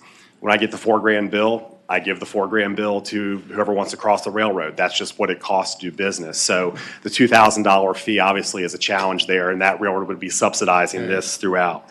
After Senator Stanley convened the stakeholders, we did offer a substitute bill. Never heard a response from the Co-ops Association who wanted to hear that. So we offered, one of the challenges we have is we offered a 30-day rolling clock. They have 30 days to apply. Well, sometimes when the drawings come in, the plans come in, they need to be reviewed, they need revisions. We need to have that opportunity. That's not a box we check. That's actually making sure it's safe to do that activity on the rail line. Right. This bill does not allow for that process to continue. Yes. One thing I'll add at the end, some of the folks who just testified in support of this actually have master agreements with some of the Class 1 railroads where they do these projects on an ongoing basis. So they've signed agreements to do this already, and now we're supporting this bill. Next. Mr. Chairman, members of the committee, my name is Alex Saar. I'm a Senior Manager of Corridor Services for CSX Transportation, and I'm also a licensed professional engineer. I'm here today to provide some insight into the railroad permitting process for broadband crossings. First, let me say the industry understands the importance of broadband deployment, which was already a priority, but is now an even higher one because of the recent wave of federal grant money. I assure you the railroads want to be a partner in this effort, not to be an impediment. But these installations must be properly coordinated and reviewed by the railroads to ensure the safety of railroad operations and to protect CSXT's employees and the general public. Today, some railroads handle the entire process in-house and others outsource portions of it. But the process for the customer is completely all online and very streamlined and transparent. Railroads have spent millions of dollars in technology and resources on the customer interface for portals, contract systems, GIS systems in order to store where and what is located on our privately owned or controlled property.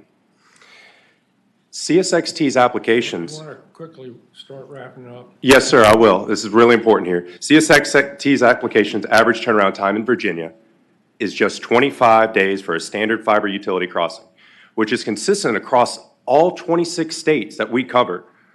I speak for CSX, but other Class 1 railroads are generally the same in terms of the turnaround. That timeline may be increased where the broadband companies do not submit complete applications at the onset. My team and I personally on the front line of railroad broadband permitting, we handle it ourselves. Many of these applications meet our specifications, but many do not.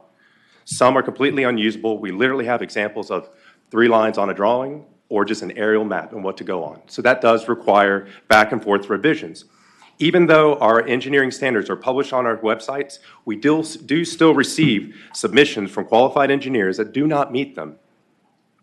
The federal government puts the onus on the railroad to keep our track structure and right-of-way safe, and that is why it is still critical that we have a final sign-off by our own engineers. For the same reason, the 15-day deadline to object in the proposed bill will not provide sufficient time to address these applications, my team, to be able to address these applications, which requires more information. Okay, listen, thank you very much, but we need to move on, okay? Thank you, They wouldn't have come here if there wasn't a problem. That's all I can say. Next. Mr. Chairman, members of the committee, my name is Charles Minges. I've had the privilege of being a real estate lawyer in Virginia for over 45 years. and I'm here, and as part of that representing CSX Corporation. I'm here to talk about what nobody seems to be talking about, but which is basically a fatal flaw in this bill.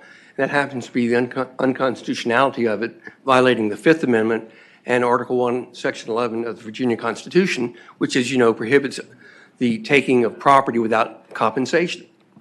There is nothing in this bill that provides that the railroads will be paid fair compensation for the property interests being taken. There's a lot of people, I think, have a misunderstanding that railroads are somehow, railroad rights of way are somehow public property. They're not. They're private property. The railroads pay millions of dollars in Virginia.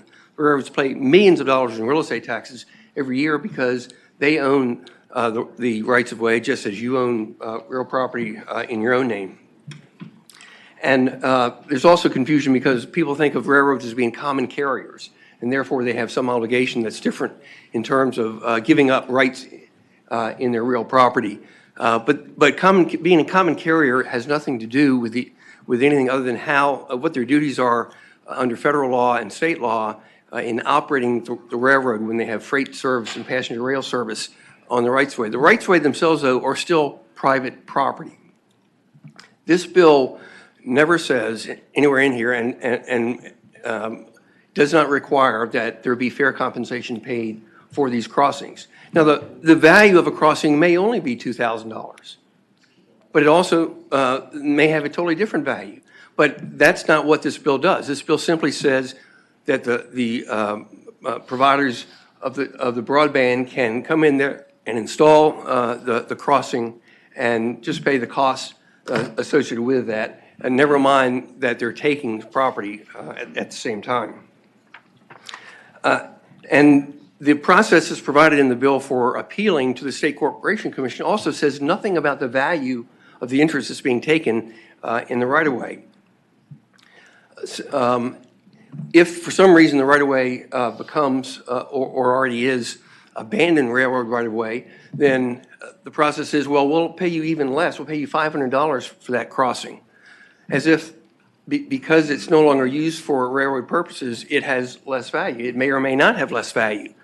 But again, there's no emphasis whatsoever on what the valuation is. So in short, what the bill does and why it's fatally defective and unconstitutional, to be perfectly honest, I'm just cutting to the chase here. What the bill does is grant to the broadband providers the right of eminent domain without paying for it. Okay, Thank you, Mr. Chairman. Next. Mr. Chairman, good afternoon. Tim Bentley with Norfolk Southern. Thank you for the opportunity to be here today. I would just like to reiterate the comments that have been made by my colleagues regarding unconstitutionality. There's nothing in this bill that preserves our due process, and no matter how important broadband installation is in Virginia, which we agree with and support, there is still no justification for avoiding due process rights under the Fifth Amendment. And so I would just encourage the committee to think about that. And the last point I'd like to make is that we at Norfolk Southern completed 166 pipe and wire crossing agreements last year alone. We have a process that works. We are happy to work with stakeholders to identify where they want to cross, to pre-approve insurance, to negotiate fees. We have an entire process that works, and we just welcome that ongoing dialogue, and that's something that we would just remind the committee that that's something we've offered in the past, we engage in currently, and we would like to continue in. So thank you. Mr. Chairman. Hold on. Senator Obenshain and Senator Marston.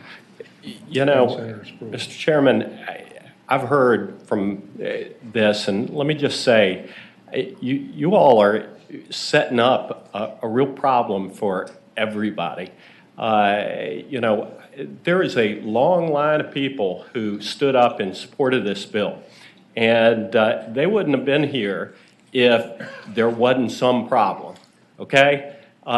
It seems to me that the railroad has some issues that clearly need to be addressed. Now, the other side is at risk of getting what they're asking for. And they're going to get it. This bill's going to pass. But it's going to be as ineffective as the bill we passed a few years ago dealing with rural roads, which gave the right to lay fiber in privately owned rights of way. It hadn't been used. You know, there are a lot of smart lawyers who work for all of these folks who lined up here, who are going to tell them when it comes time to stick that fiber under the railroad tracks that you can do it, but they're going to challenge it.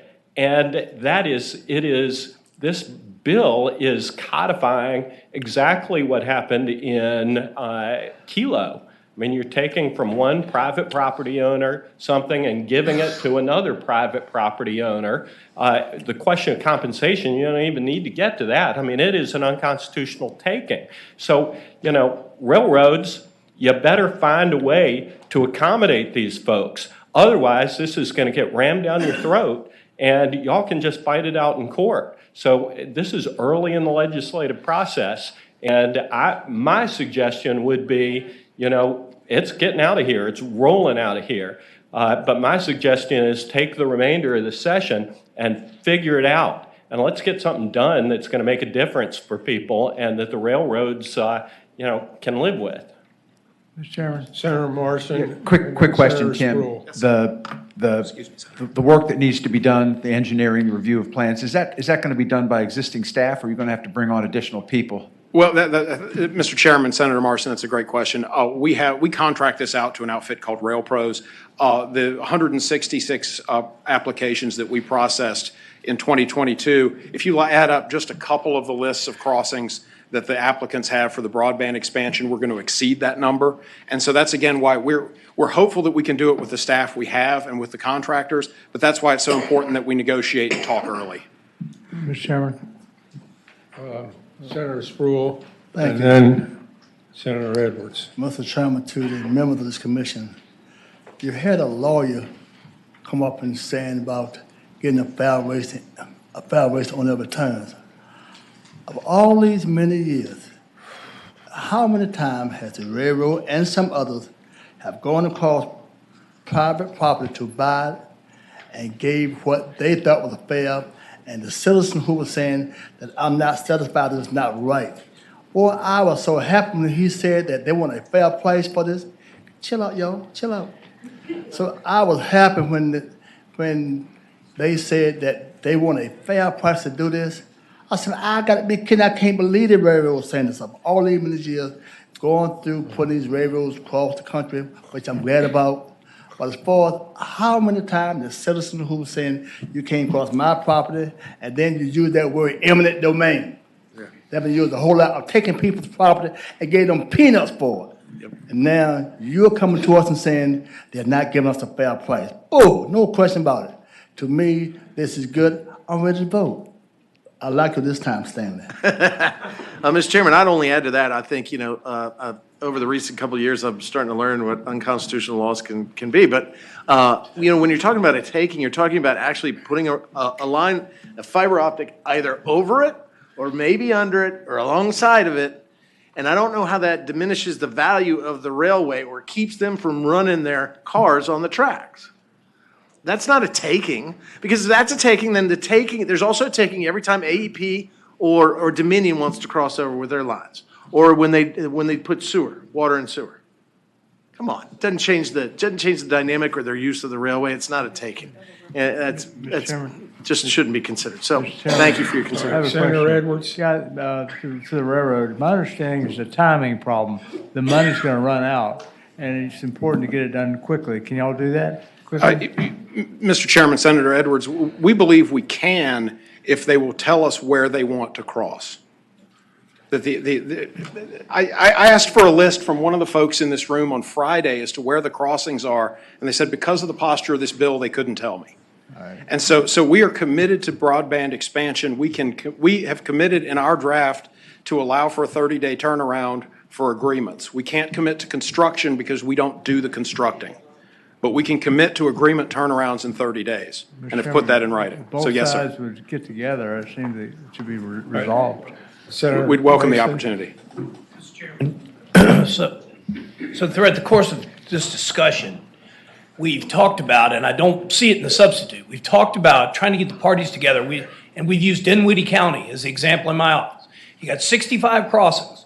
So when you go to Dinwiddie County, why would you not, within 30 days, sit down with the railroads to discuss, here's the project plan, here are the crossings we think we're gonna have, and from the outset, have a conversation about the ones that are gonna be problematic, the ones that are gonna be a breeze, the one that's already a pole over it, like this, all you need is a flagger. You know, I mean, it strikes me when I read the substitute as this is an adversarial. We will give you notice that we will cross your rail and you must respond in X period of time. And it looks like you could narrow down the number of times that you'd have that adversarial approach if you sat down at the front end of the project and you only got 18 months to do it. But I don't see anything of the sort in the substitute that was released. All right, bills Isn't that before so? us. Sorry. Second. There's a motion and a second to report Senate Bill 1029. Did we amend that? Yes. That's what I thought, as amended. All those in favor of reporting Senate Bill 1029, vote aye. Those who oppose, vote nay.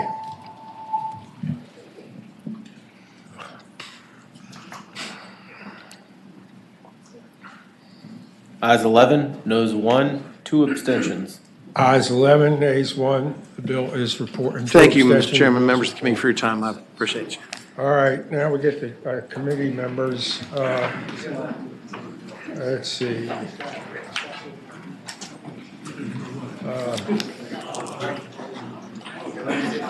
So now what bill do we have?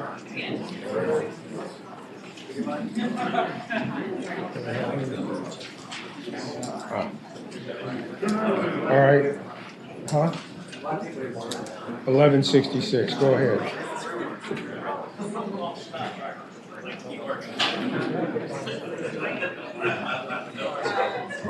Thank you, Mr. Chairman. This is Senate Bill 1166.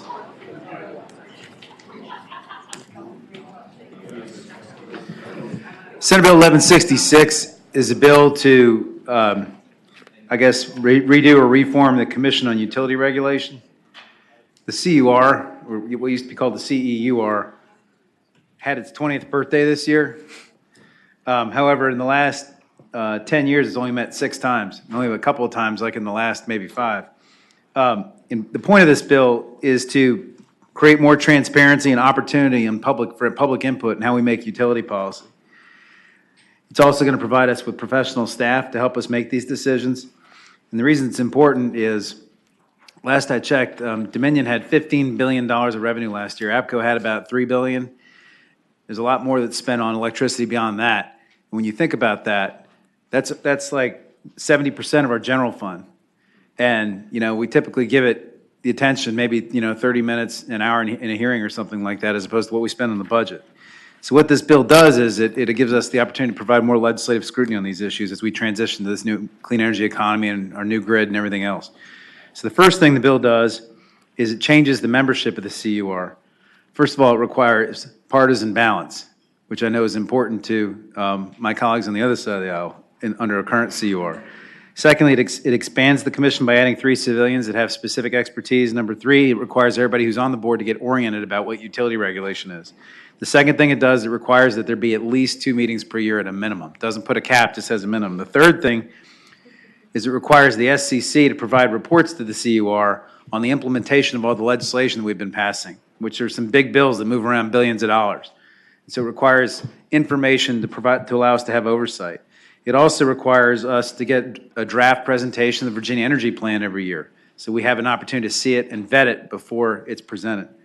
The fourth thing is it requires the CUR to monitor grant applications by the Commonwealth for energy money. I was just at an NCSL conference about 2 months ago in San Diego. There are billions of dollars of federal monies out there right now that are available for grid modernization, for energy storage, for solar, for infrastructure, all kinds of stuff. And we need to play an oversight role in that to make sure that we're maximizing our opportunity to get that federal money. We're not just spending Virginia taxpayer dollars on it.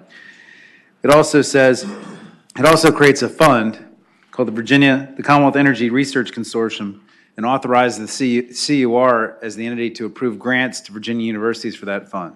And I'd prefer to see us do that rather than what we did on Senator Vogel's bill earlier.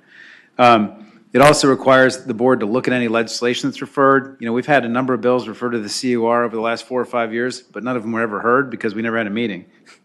Then it also requires the CUR to conduct studies and gather information. The fifth thing is it authorizes the employment of staff, and I have a budget amendment that I filed to give the CUR a staff budget of $1 million, which is the same thing we have for the Crime Commission and the Joint Healthcare Commission. So it'd be a staff of 7 people. And then the sixth thing it does is it alters the integrated resource plan process, the IRP process. Right now, what happens is the IRP process gets filed at the State Corporation Commission. Everybody litigates it and complains, and there's all this, stuff that happens in a lawsuit. What this does, it requires there to be a work group that meets with the SEC before the IRP is presented, so that everybody has a chance to talk about the assumptions that go into it to try to minimize the litigation after it's filed.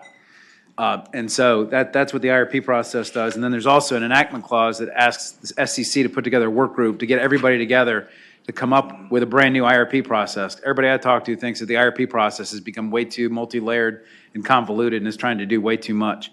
And I think there's agreement on all sides about that. Mr. Chairman, I think that's about it. There's parallel legislation in the other chamber that the majority leader is carrying with me. I think there's broad agreement that this is something we need to do to sort of enhance oversight, transparency, in our legislative process when it comes to these issues. And I'm happy to take any questions. There's a bunch of people that want to say they support it, and I don't think anybody opposes it that I'm aware of. I'm sorry, there are amendments? Yeah, I have some amendments to propose. Mr. Chairman, Senator Serval proposing an amendment on line 259, strike October, insert December. It's just moving up the requirement Yeah, the SEC SEC work group. Yeah, the SEC wanted some more time for their report.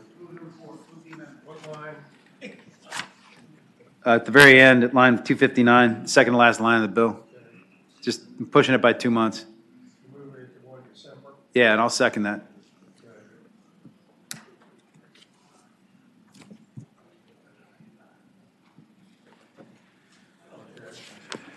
All right, there's a motion, second to adopt the amendment line 259, changing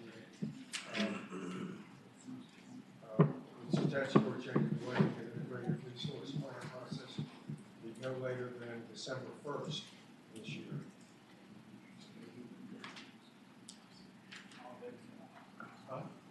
All right. All those in favor of adopting amendments, vote aye. Aye. Or say aye. Aye. Okay, opposed? All right, that amendment's. Hold on. First of all. You have some opposition. Anybody out there in support? Any? All right, opposition? All right, there's no opposition. All right, let's go ahead. All right, Senator Deeds. I move the report and refer to finance. Second. Yes, they requested that. So the motion would be to report and refer to Senate Finance as amended, Senate Bill 1166. All those in favor of doing that, vote aye. Those opposed, nay. Ayes 14, no zero. Ayes 14, no zero. The bill is reported.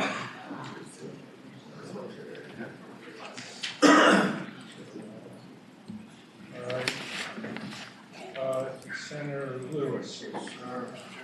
You got 1153.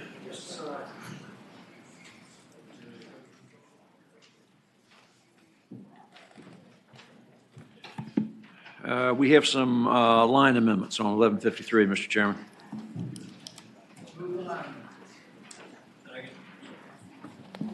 Mr. Chairman, Senator Lewis, a series of line amendments on line 43, introduced after areas, strike the comma, insert by. On line 137, after the section symbol, strike 27C and insert 47. On line 133, after 27C and insert what? 47. 47. Correcting that code reference. Line 143, after 7 USC section, strike 20,009 CC dash et cetera, and insert 2009 CC dash et cetera, correcting that reference. Same change later in the line. Beginning of line 148, strike found under this title, insert of a loan. And on line 149, after 20, strike investing and insert acquiring, investing in, owning, and holding shares.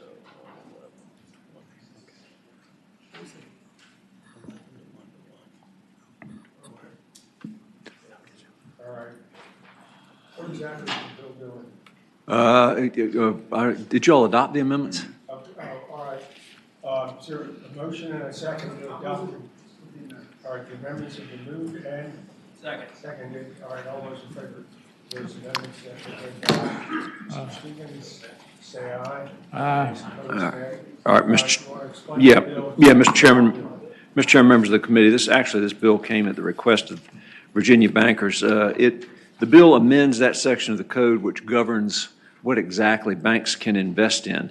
And the last time, it's been a number of years since this was last amended, and in the meantime, there have been a number of investment vehicles that have become available that were not contemplated by this code section. Specifically, nationally chartered banks have been granted the ability to invest in these new vehicles. State chartered banks are somewhat less clear as to whether or not they have the authority to do that. So that's what this does, is updates the investments that are permitted for state chartered banks to go along with what are already provided for nationally chartered banks. And specifically what we're talking about are these rural business investment companies, community-based economic development activities, and tax equity financing transactions. The rural business investment companies help provide access to capital to businesses in rural areas and must be licensed through the USDA. Community-based economic development activities are financing of projects often like affordable housing projects or small business capital support, and tax equity financing transactions may include financing vehicles that use federal or state low-income housing or historic rehabilitation. Mr. Chair. That's what it does, Mr. Chairman. Mr. Chair, I see Joe Face sitting out there. Are there any problems with this bill from your standpoint? I'd move to report the bill as amended. You don't want to hear any more about it? Second. Okay. All right, is there any opposition to the bill? I suspect not. Okay. All right, the motion is to report. Is there a second? As amended. All right, all those in favor of reporting as amended, Senate Bill 1153, vote aye. Those opposed, nay. Thank you, Mr. Chairman. Ayes 14, no zero. All right, Senator Mason, you're up. And Senator Edwards and Senator Morris. Mr. Chairman, there's a substitute to this bill. Second. Substitute. I need to wait for it to come up because my apologies to the staff and the committee. I have a red line, but I don't have the. So substitute money? Yes, sir. We moved the substitute. I moved the substitute. Thank you. Second. All right, there's a motion and a second to adopt the substitute. All those in favor of adopting the substitute, say aye. Aye. Opposed? All right, substitute's before us. So this is an effort to streamline and get mental health professionals, physicians, and other providers credentialed with insurance carriers. And there seems to be some question as far as how long it takes, what the delay is. All right, there's a substitute. And so this is just trying to lay out a process, Mr. Chairman. And so at first, if the carrier has an online credentialing service, the applicant will be notified that it was received online. If they do not, within 10 days, the applicant needs to be notified that we got your application. And next step is to make sure that the application is complete. So within 30 days, the carrier must notify the applicant your application is complete, or after 30 days, it is considered to be. Is there any opposition to this bill? I have no idea. I hope not. I move to report. I second that. All right. Fascinating. Thank you, sir. Out there opposed to the bill. Turn your mic on. I like that approach. Anyone? Oh, I got it. And those in favor? I got it. All right. Okay. We're good. All right, there's a motion to report Senate Bill 1154. All those in favor of reporting Senate Bill 1154, vote aye. Those opposed, nay. Ayes 14, no zero. All right, Senator Edwards and Senator Deeds. Mr. Chairman, they were texting me that they can't hear you because you don't have your mic on. So make sure when you talk. It's on. Yes, sir. Thank you. Mr. Chairman, Senate Bill 1018, there's a substitute to the bill. What the bill does, Mr. Chairman, members of the committee, is when the railroads want to apply to the federal government for a consolidation, merger, abandonment, or discontinue a line, at the same time, they must notify the Department of Rail and Public Transportation and the governor and the Secretary of Transportation, Secretary of Natural Resources, et cetera, and Executive Director of the Virginia Passenger Rail Authority, that they're doing so. The rest of the bill has been deleted, which is the offer issue, but so it's just simply down, whenever the railroads want to abandon or discontinue a line, they must notify the state, so the state that can maybe want to buy it themselves. It's that simple. Because a lot of times the railroads do abandon lines. In fact, half the lines in the country have been abandoned in the last 50 years. And they're constantly abandoning or consolidating. And when they do that, then it's important that the state know that so that the DRPT or the Virginia Passenger Rail Authority can say, we'd like to buy it. Oh, it's just a notice bill. I think that's right. Mr. Chairman. Yeah, to my knowledge, there's no opposition at this point. John, you took out all the parts that said they have to sell it to the Commonwealth. I'm sorry? You took out all the parts that said you have to sell it to the Commonwealth if you're going to sell it. That's right. It's just a notice bill. That's all it is now. To notify the commission, the governor, Secretary of Transportation, Secretary of Natural Resources, Director of DRPT, and Executive Director of the Virginia Passenger Rail Authority that they're abandoning the line so that the state could say, well, we'd like to buy it. Mr. Chairman, the deeds question, is anybody opposed to this bill? I think it's been agreed to as far as. I don't think we've adopted the substitute. We made a motion to do that. Did we have a vote on that? Yes. I thought, okay, as a substitute, then the motion is to adopt it. All those in favor of adopting the substitute, say aye. Aye. John, let me just ask you, you had that they may sell or transfer the rights of way for facilities to another party. And up there, Line 21 through 46 have been deleted. You what? The line 21 through 46 have been deleted. Okay. So now they can offer to whoever they want. All they have to do is notify the state where this is what we're going to do, Right. and then the state can say, well, we'd like to buy it or not, whatever the case may be. They don't have to sell it to the state either. And you've taken out the part that says sell it to them or their designee. So now it's anybody. Right. All they have to do is notify the state. All right. Bills before us. Been a motion to support, to report, and refer to Senate Finance Committee, Senate Bill 1018. All those in favor vote aye, and those opposed nay. Whoops. All right, Senator. Ayes 14, no zero. The bill is reported 14 to nothing and referred to Senate Finance. And Senator Marston, I think you're up. You may be the last one. One more. I thought we had, oh, we didn't do, okay, sorry, Craig. You're on deck with 1298. Okay. Thank you, Mr. Chairman. Best for last. We have. You're second to last. Second to last, okay. We have Senate Bill 1157. We do have two line amendments and I believe a technical amendment, and then I'll explain the bill and then explain what the amendments do. Second. There's a motion and a second to adopt what was the first line amendment? Mr. Chairman, Senator Marston, line 4, after reenact section, strike 38.2-3418.2 and insert 38.2-3418.16.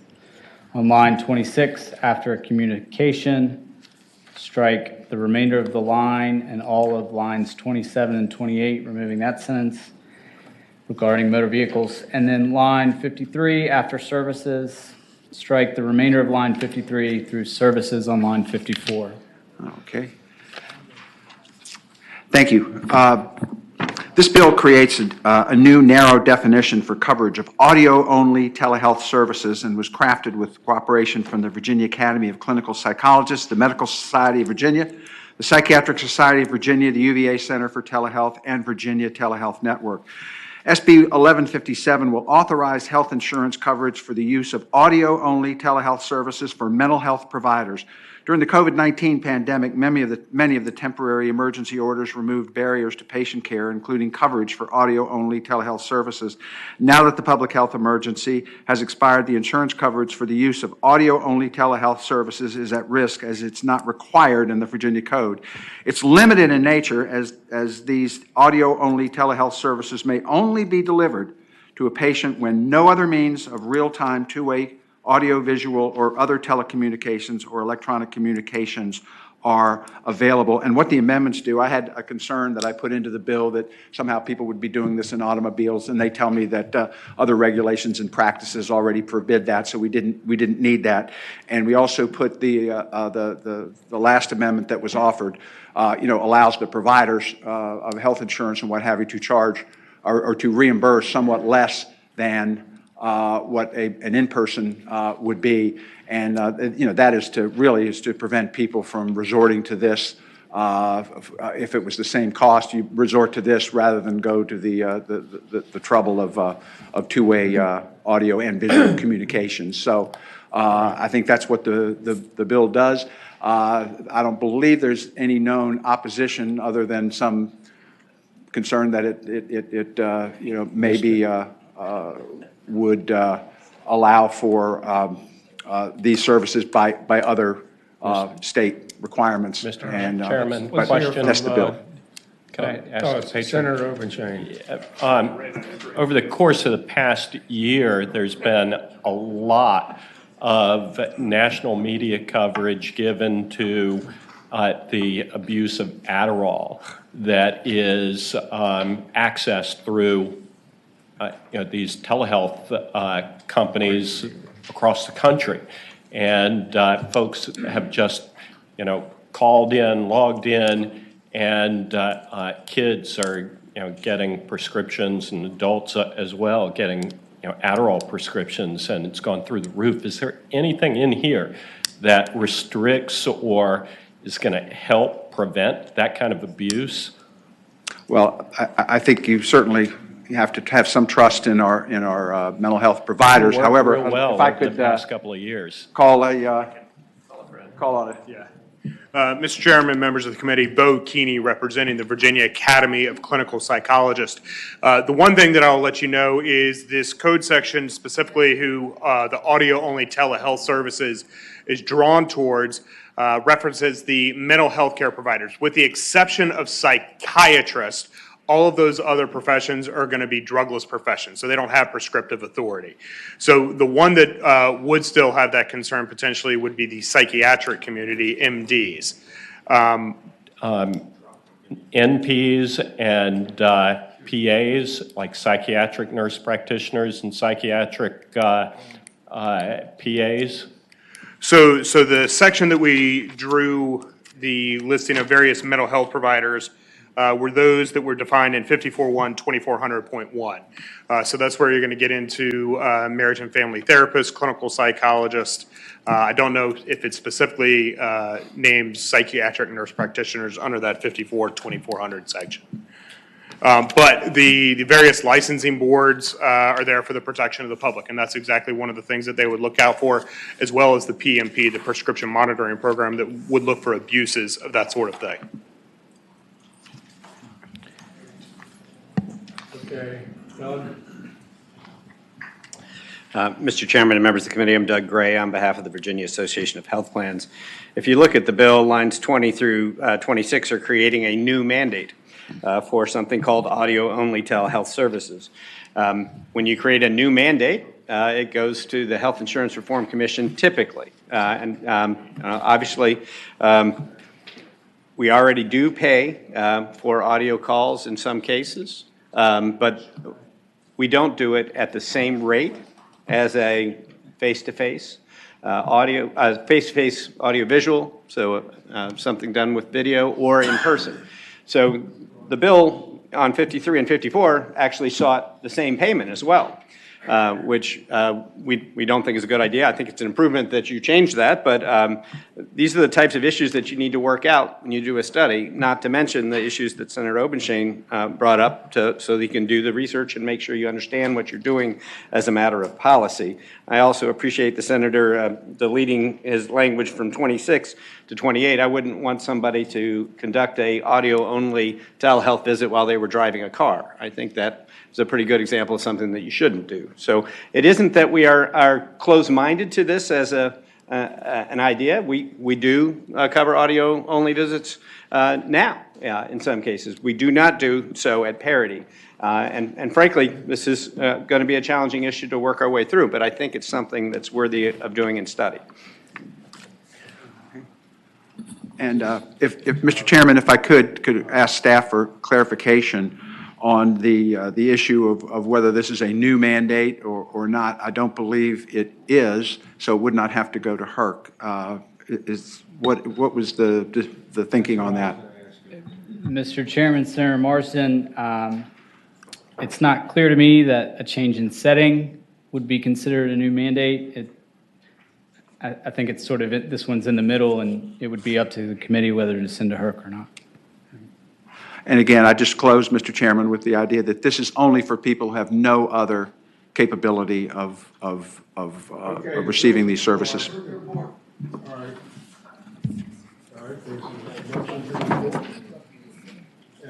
Mr. Chairman, before we vote,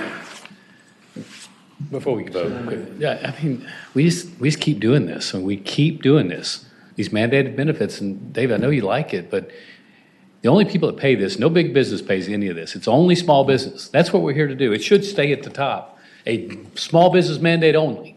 And that's what this is. You can't give these to ERISA. It's not legal. And these things just add up. I mean, they add up, and they're pretty, and they're shiny, and they're nice, but eventually it's enough. And people say, you know what I'm not going to do? I'm not going to have insurance. I'm just not going to have it. I just can't vote for these continuing mandates. If this went to HERC and I had a cost benefit number, of course we could do it, but I can't do that.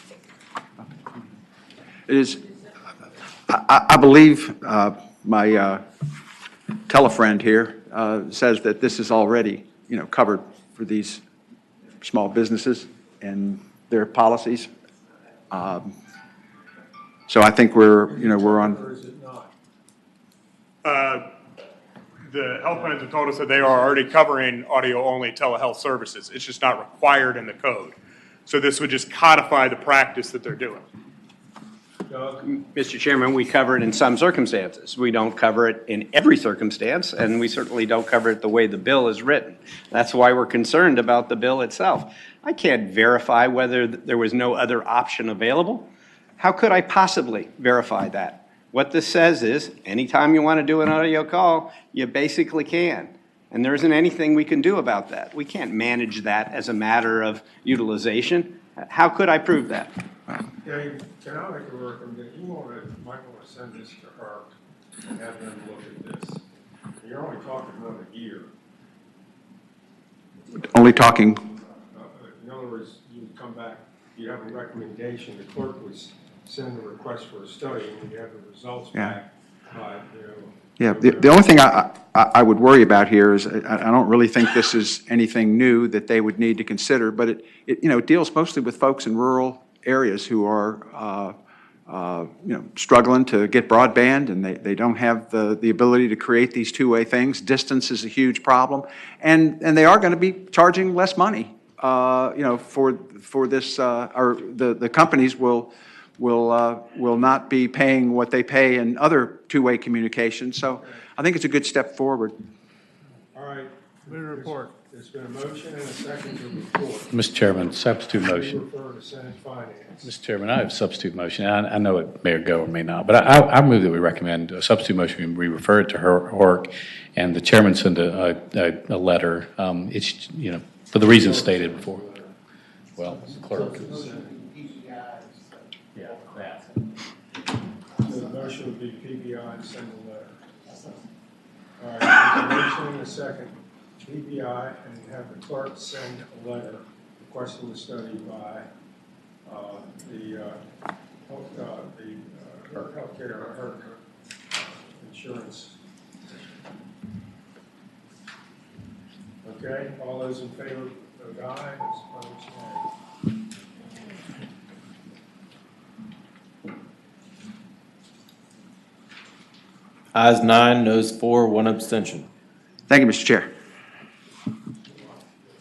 Bree, you're up. And I'll just do it from here if that's all right. 1298, I think I've worked out the differences. I've got a substitute that incorporates changes that came from the Virginia Propane Association. So I'd move the substitute. Second.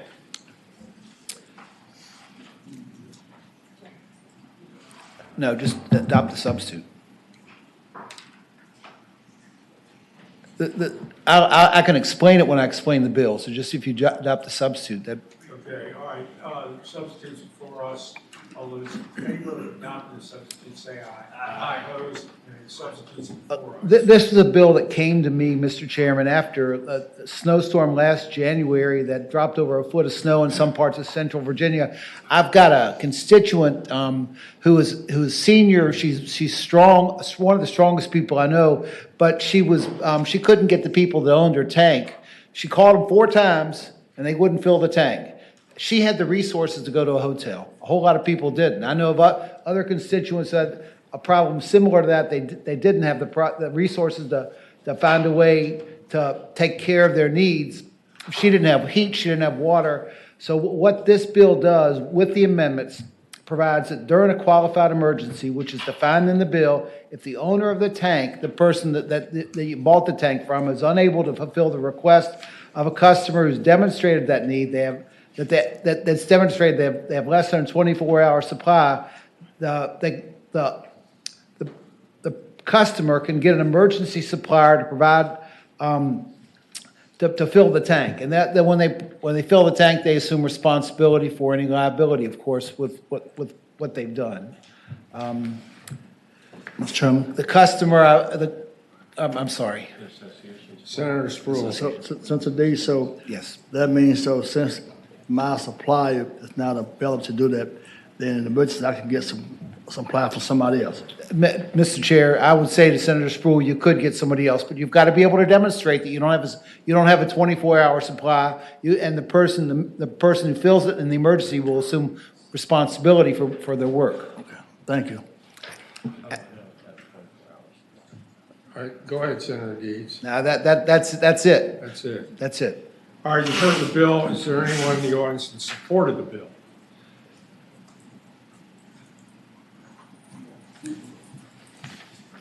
Mr. Chairman, Mike O'Connor for the Propane Association. Work with Senator Deeds. It's a good idea, and we support the bill. Any opposition? All right, the bill is before us. All right, there's been a motion to report the substitute to Senate Bill 1298. All those in favor, vote aye. Those opposed, nay. Ayes 14, no 0.